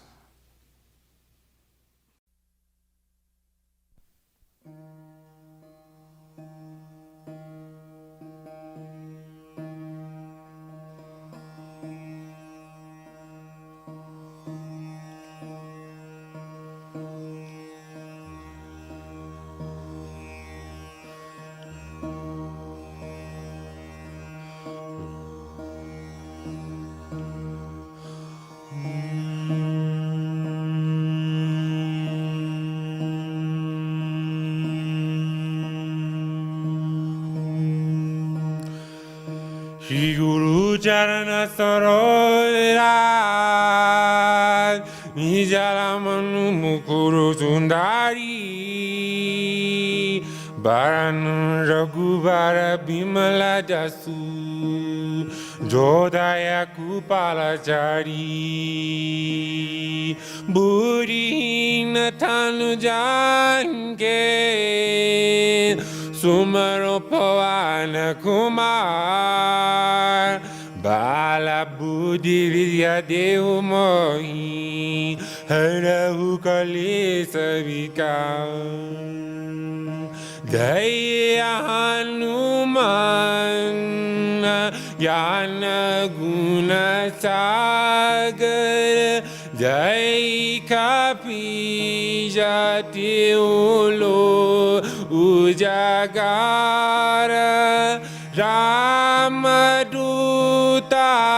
Tulita Baladama Anjani Putra Pavana Sutanama Mahavir Bikram Bajarangi Kumati Niwara Sumati Ke Sangi Kanchagawara Nabiraja Sobisa Kanana Kundala Kunjita Kasa Haita Badra Dwaja Biraji ni mujadano yosadi Sankara suvana kesari nanan Teja pravda mahajagabanan Vidyavan guni aditatu Rama kaje karibago atu Prabhu charitra tuni makorasya Rama lakshana sita manabasya Sukmaruba dari siyahindika Bikata rupa dari Langadarawa Bhima rupa dari Asura Sangari Ramachandra Kenkara Sangavari Raya Sajivana Lakshman Jiyai Shri Raghubir Harashi Olai Raghupati King Bahuta Parai Tu Mama Priya Bharati Samabai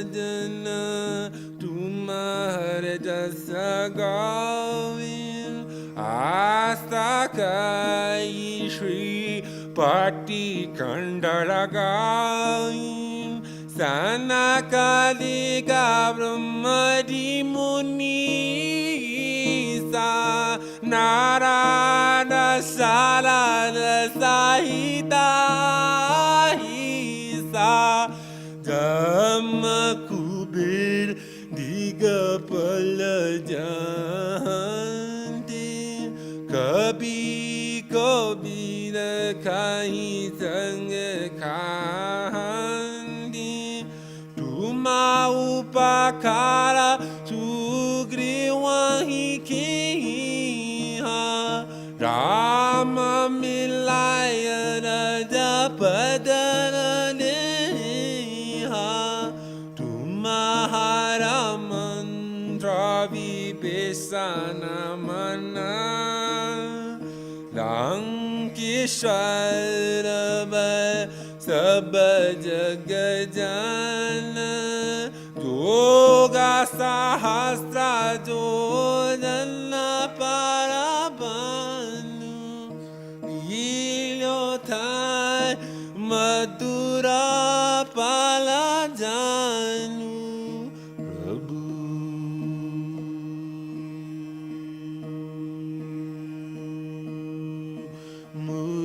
Mudigamela Muramahin Dalilangi Gaya Acharajanahi Duramakaya Jagata Kadite Sugama Anugratummaharati Rama Durare Tumara Kavari Utanaya Binu Paisari Sabasukalahi Tumahara Sarana Tumara Chakaka Ukodalana Apanatiza Sambaro Apai Tinoloka Hangatina Kampai Buta bisada nikat nahi hawe Mahabir dabalam sunai Nasai puroga hari sabapira Japatanira tarahanu matabira Sankatatina hanumana chorai Managram bhajanadyan jolai Shabba pararam tapati Tina ke kara sakala tumataya Uraman nurada loko ilawai Suyamira diwana palapawai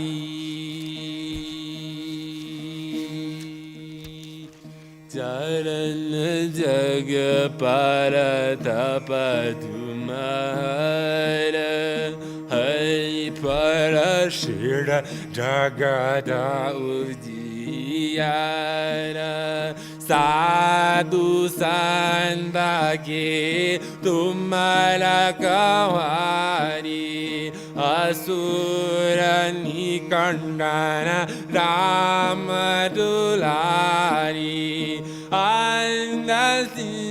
Andasinina nidinke data Asavara dila janaki mata Ramarasaya tumhara pasa Sadara hora gupati ke dasa Tumhara bhajan Ram Kripavai Janama janama ke dukha bisarai Undakala Raghubara pura jai Jahan janama hari bhakta kahai Or divata kirana darai Hanumatale sarva sukha karai Sankata katai mitai sapira Jo sumirai Hanumata baravina Jai jai jai Hanuman Gosai Kripa karu Guru Deva kinai Dosata bara Banda karo koi Tutahi bandi masuka hoi Yoya parai Hanumana Chalisa Hoya Siddhi Saki Gaurisa Tulsidas Sada Hare Chela Kije Nata Hridaya Mahadera Jai Ram Jai Ram Jai Jai Ram Jai Ram Jai Ram Jai Jai Ram Jai Ram Jai Ram Jai Jai Ram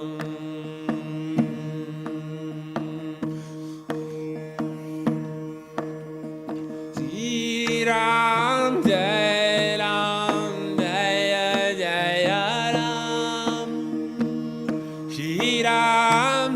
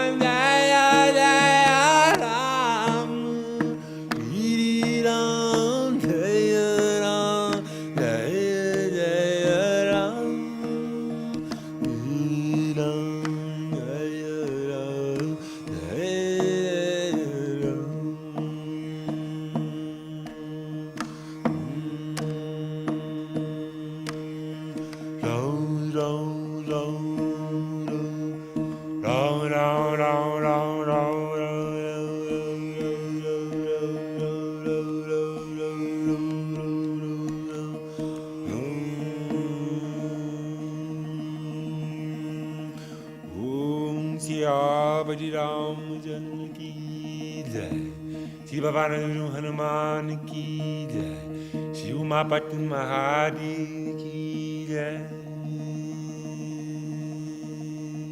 Om Shri Shri Shri Kshatri Sant Maharaj Ki Jai, Bolo Sant Bhagavan Ki Jai, Om Gangyam Saraswati Madi Yahoo. Saktaro.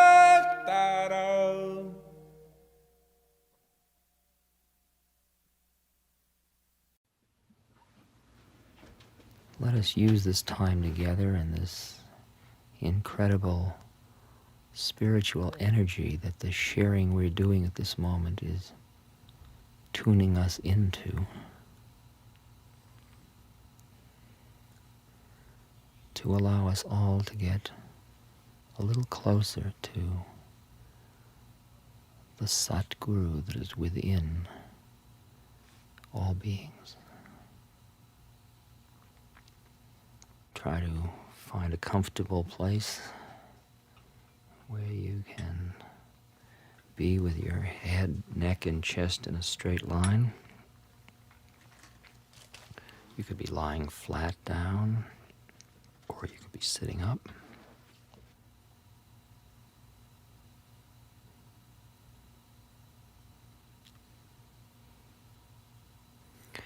Imagine a Buddha-like being now. Being sitting cross-legged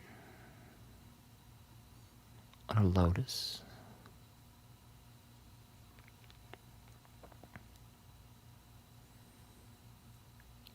A being made of pure light. A being of absolute calm, compassion, peace.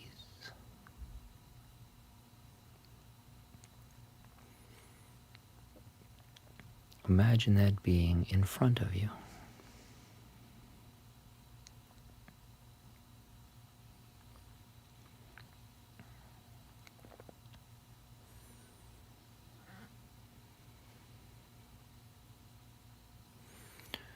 Imagine that being at about eye level.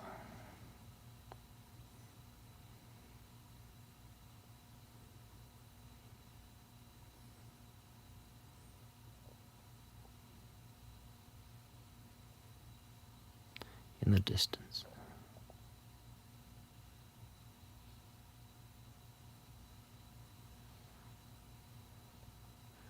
Now imagine a broad highway of blue light that stretches from that being to your heart.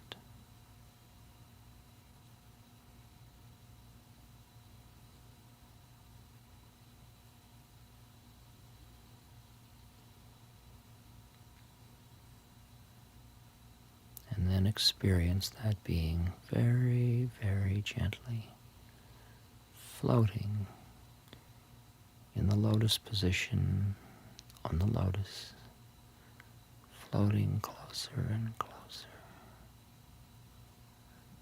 So much light, so much love, so much compassion.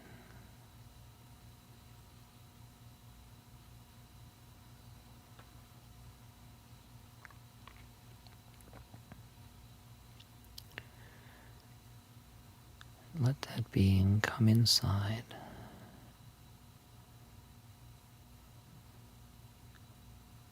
Until it resides in your very heart.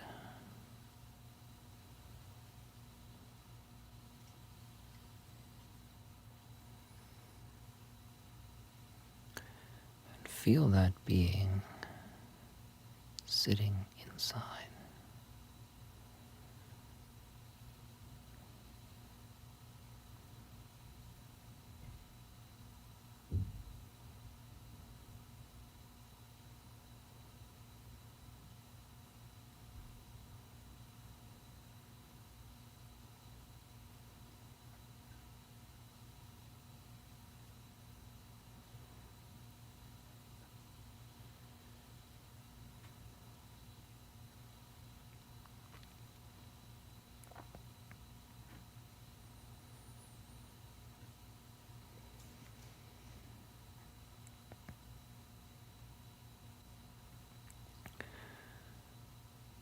now let that guru increase in size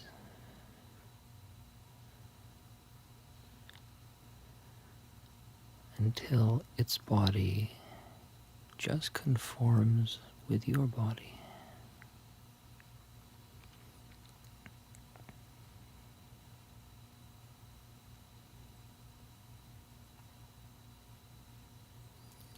So where your leg is, the guru's leg. Your shoulder, the guru's shoulder.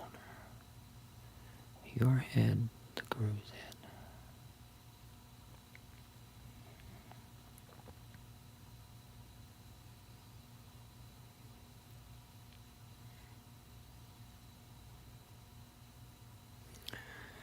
Now feel what it feels like to be interpenetrated with a being of total compassion.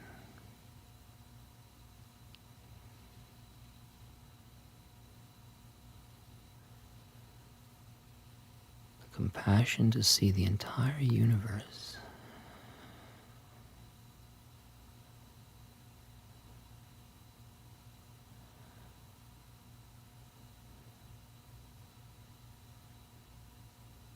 fully, with all of its polarities, without attachment, no attachment, allowing it to be, not demanding it be anything other than it is, seeing it all in its utter perfection.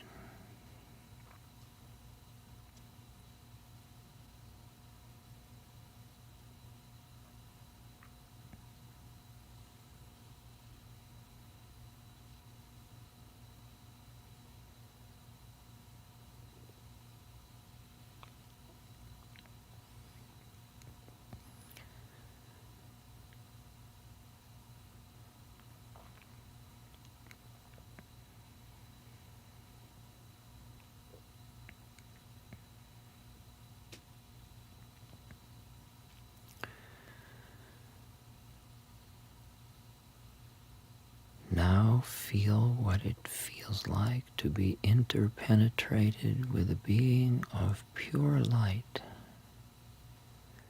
Experience yourself as pure light.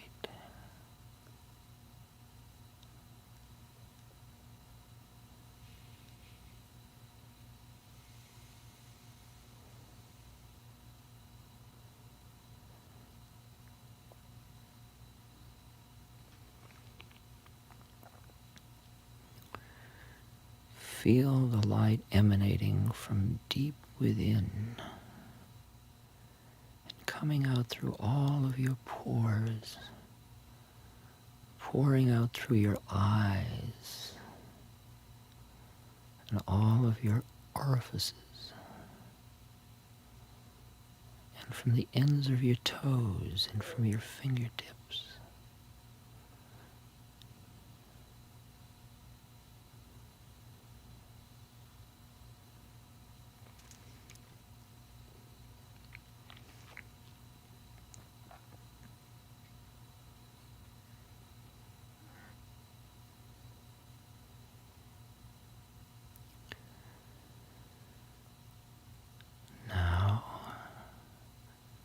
Feel what it feels like to be interpenetrated with a being of pure love.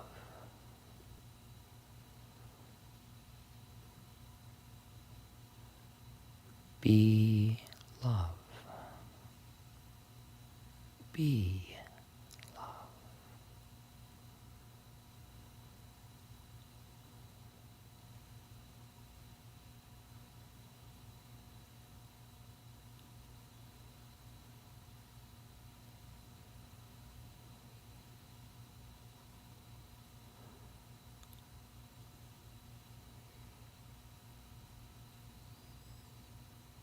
Feel that love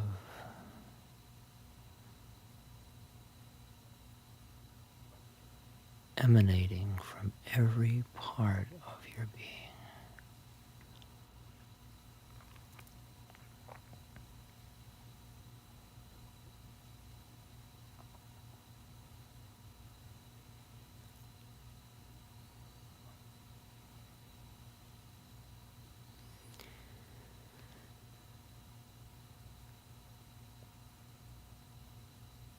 Now feel what it feels like to be interpenetrated with the being of total consciousness, pure consciousness.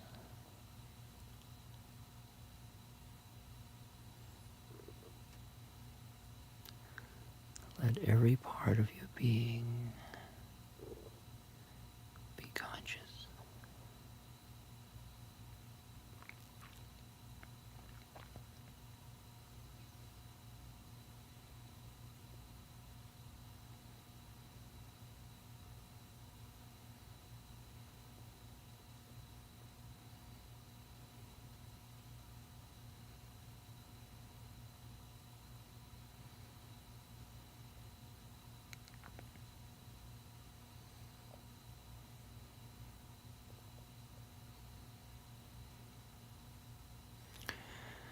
Now with your eyes closed, start to experience this body of light, of compassion, of love, of consciousness, growing in size.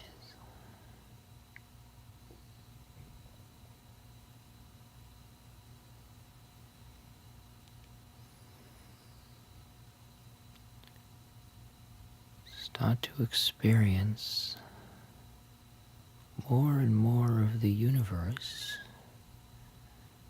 as within you. Everything you can think of,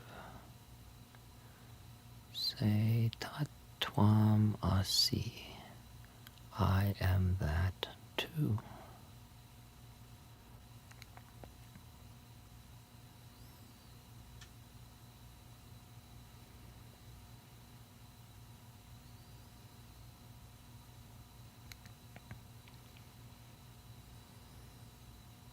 And when you've moved out in space, in all directions,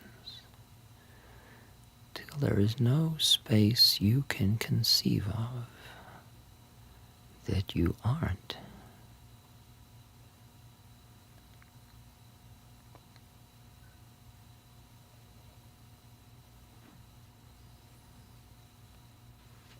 Now move in time.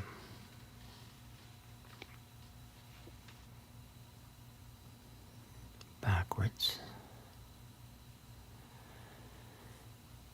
Everything you can think about in history.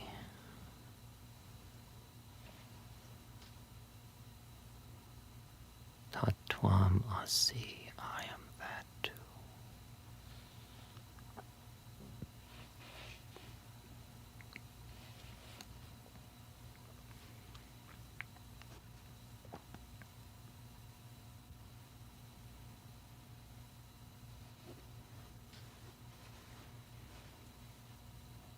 Now future.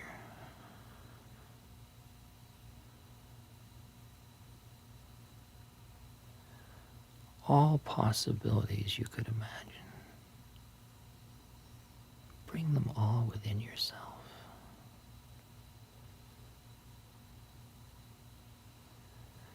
And bathe all of the future and all of the past and all of the present and all of there and all of here.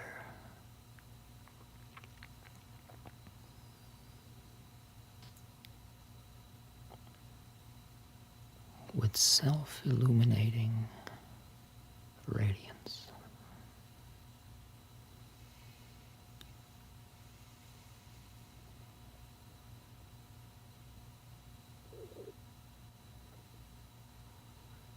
With compassion.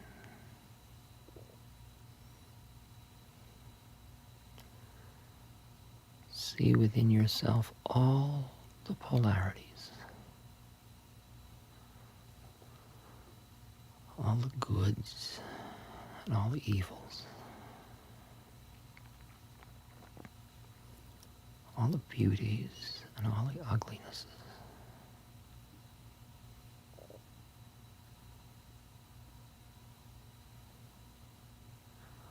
All the yin and all the yang.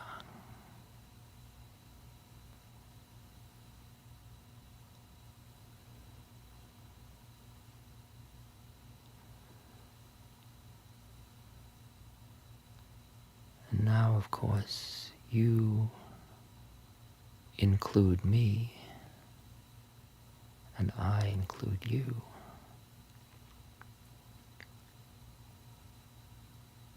So in this place, there is only one of us.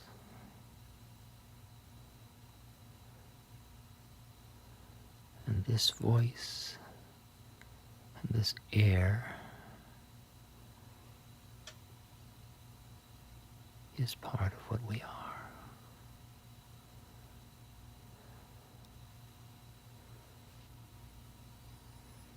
And within us, all of the laws of the universe are reflected in all of the forms.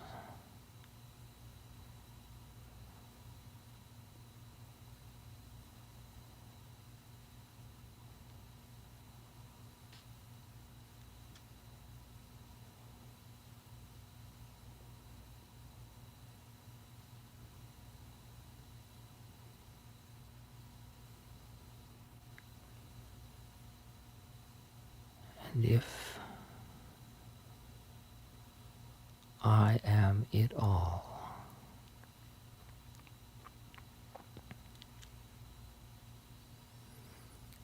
then the word I has no more meaning.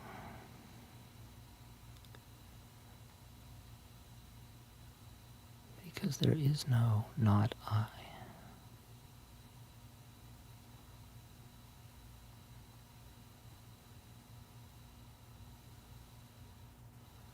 And so there is no I.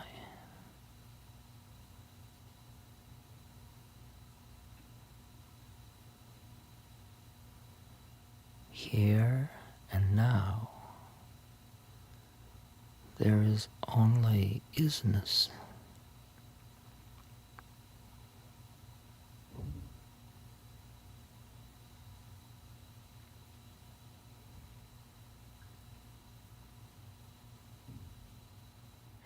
Just being.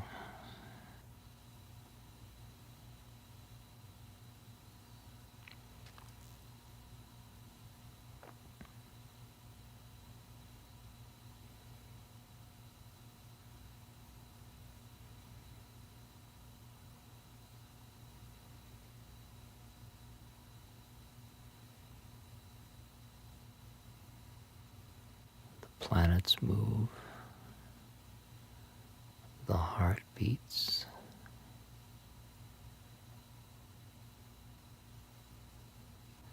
All of the laws are manifested in all of the forms of the universe.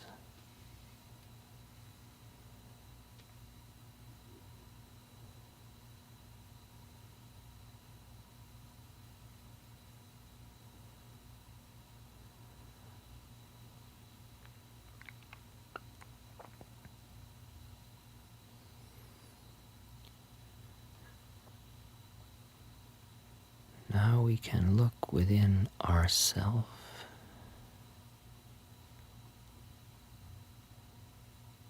and we can see the separate entities who we thought we were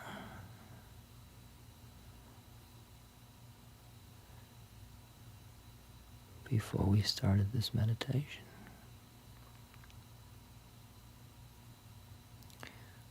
Find that entity who you thought you were.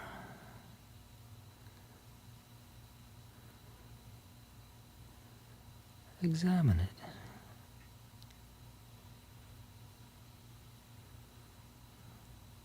with some curiosity, as you would any other phenomenon in nature.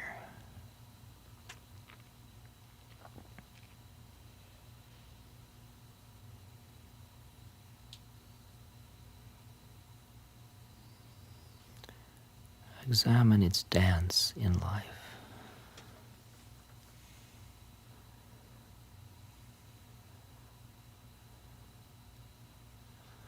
Look at all the problems it thinks it has.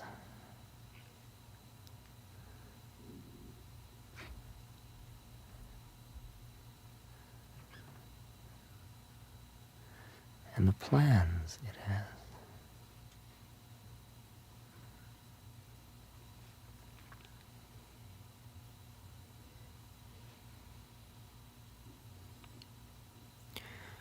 Look at its desires.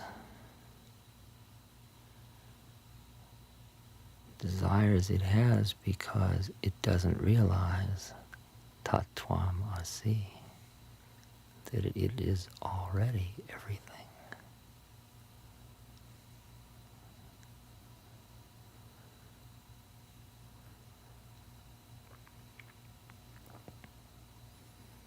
Look at all its fears.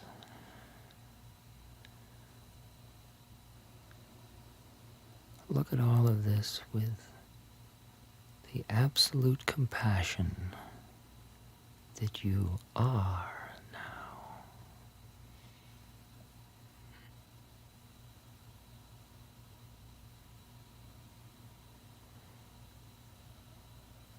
Now look into that being who you thought you were. Look inside that being, way, way inside of it, and see who you now know yourself to be.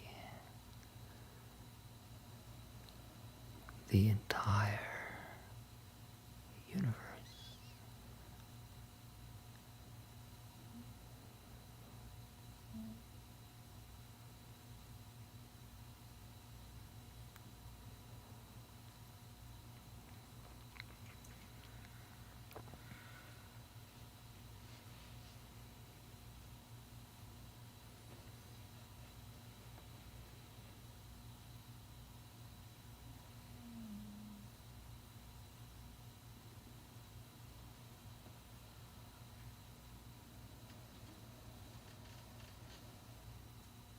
Now ever so gently start to re-experience your body, your physical body, the body in which you are dwelling at this moment. You are now re-entering this incarnation.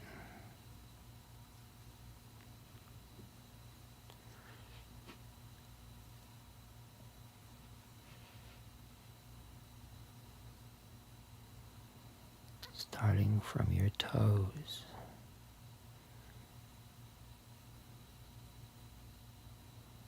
let your consciousness move up your body until it reaches the crown of your head.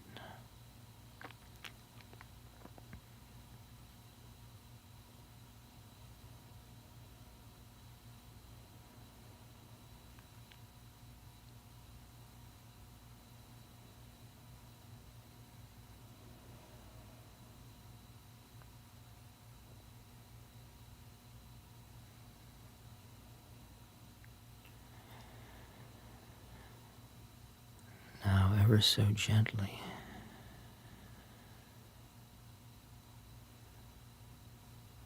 come back into the personality you have incarnated into in this birth.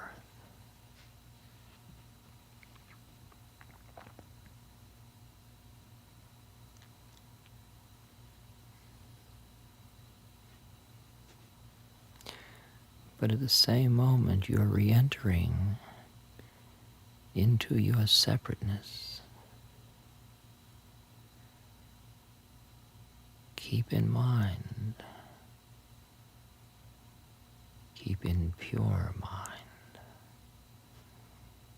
keep in the identity with the Guru.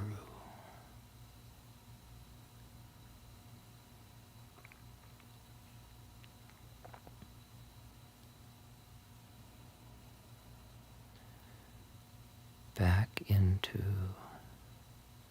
your senses, thoughts, all part of the incarnation.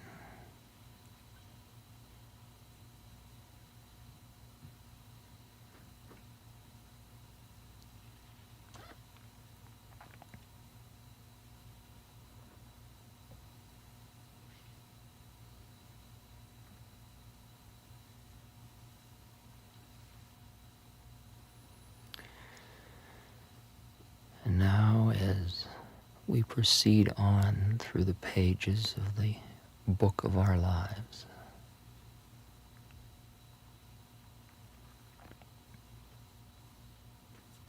let's remember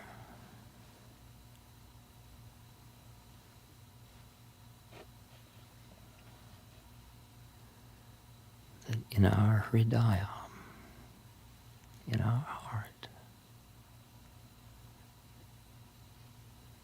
sits our Guru.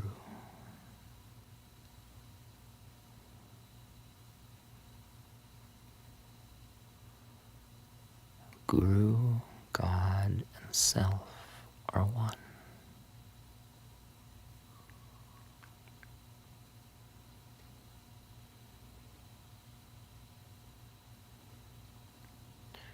Wherever you think you go,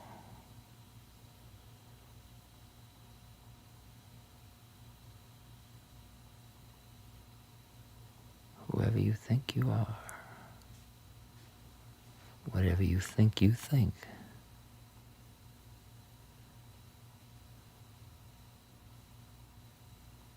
Guru is.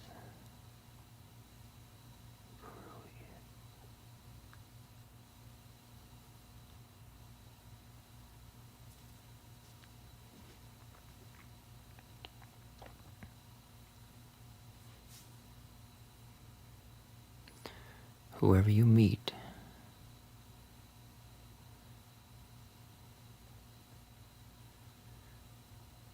in her, in him, resides Guru.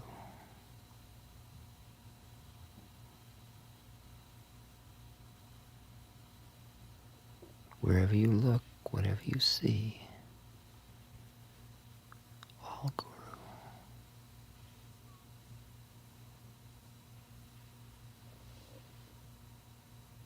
Now and always.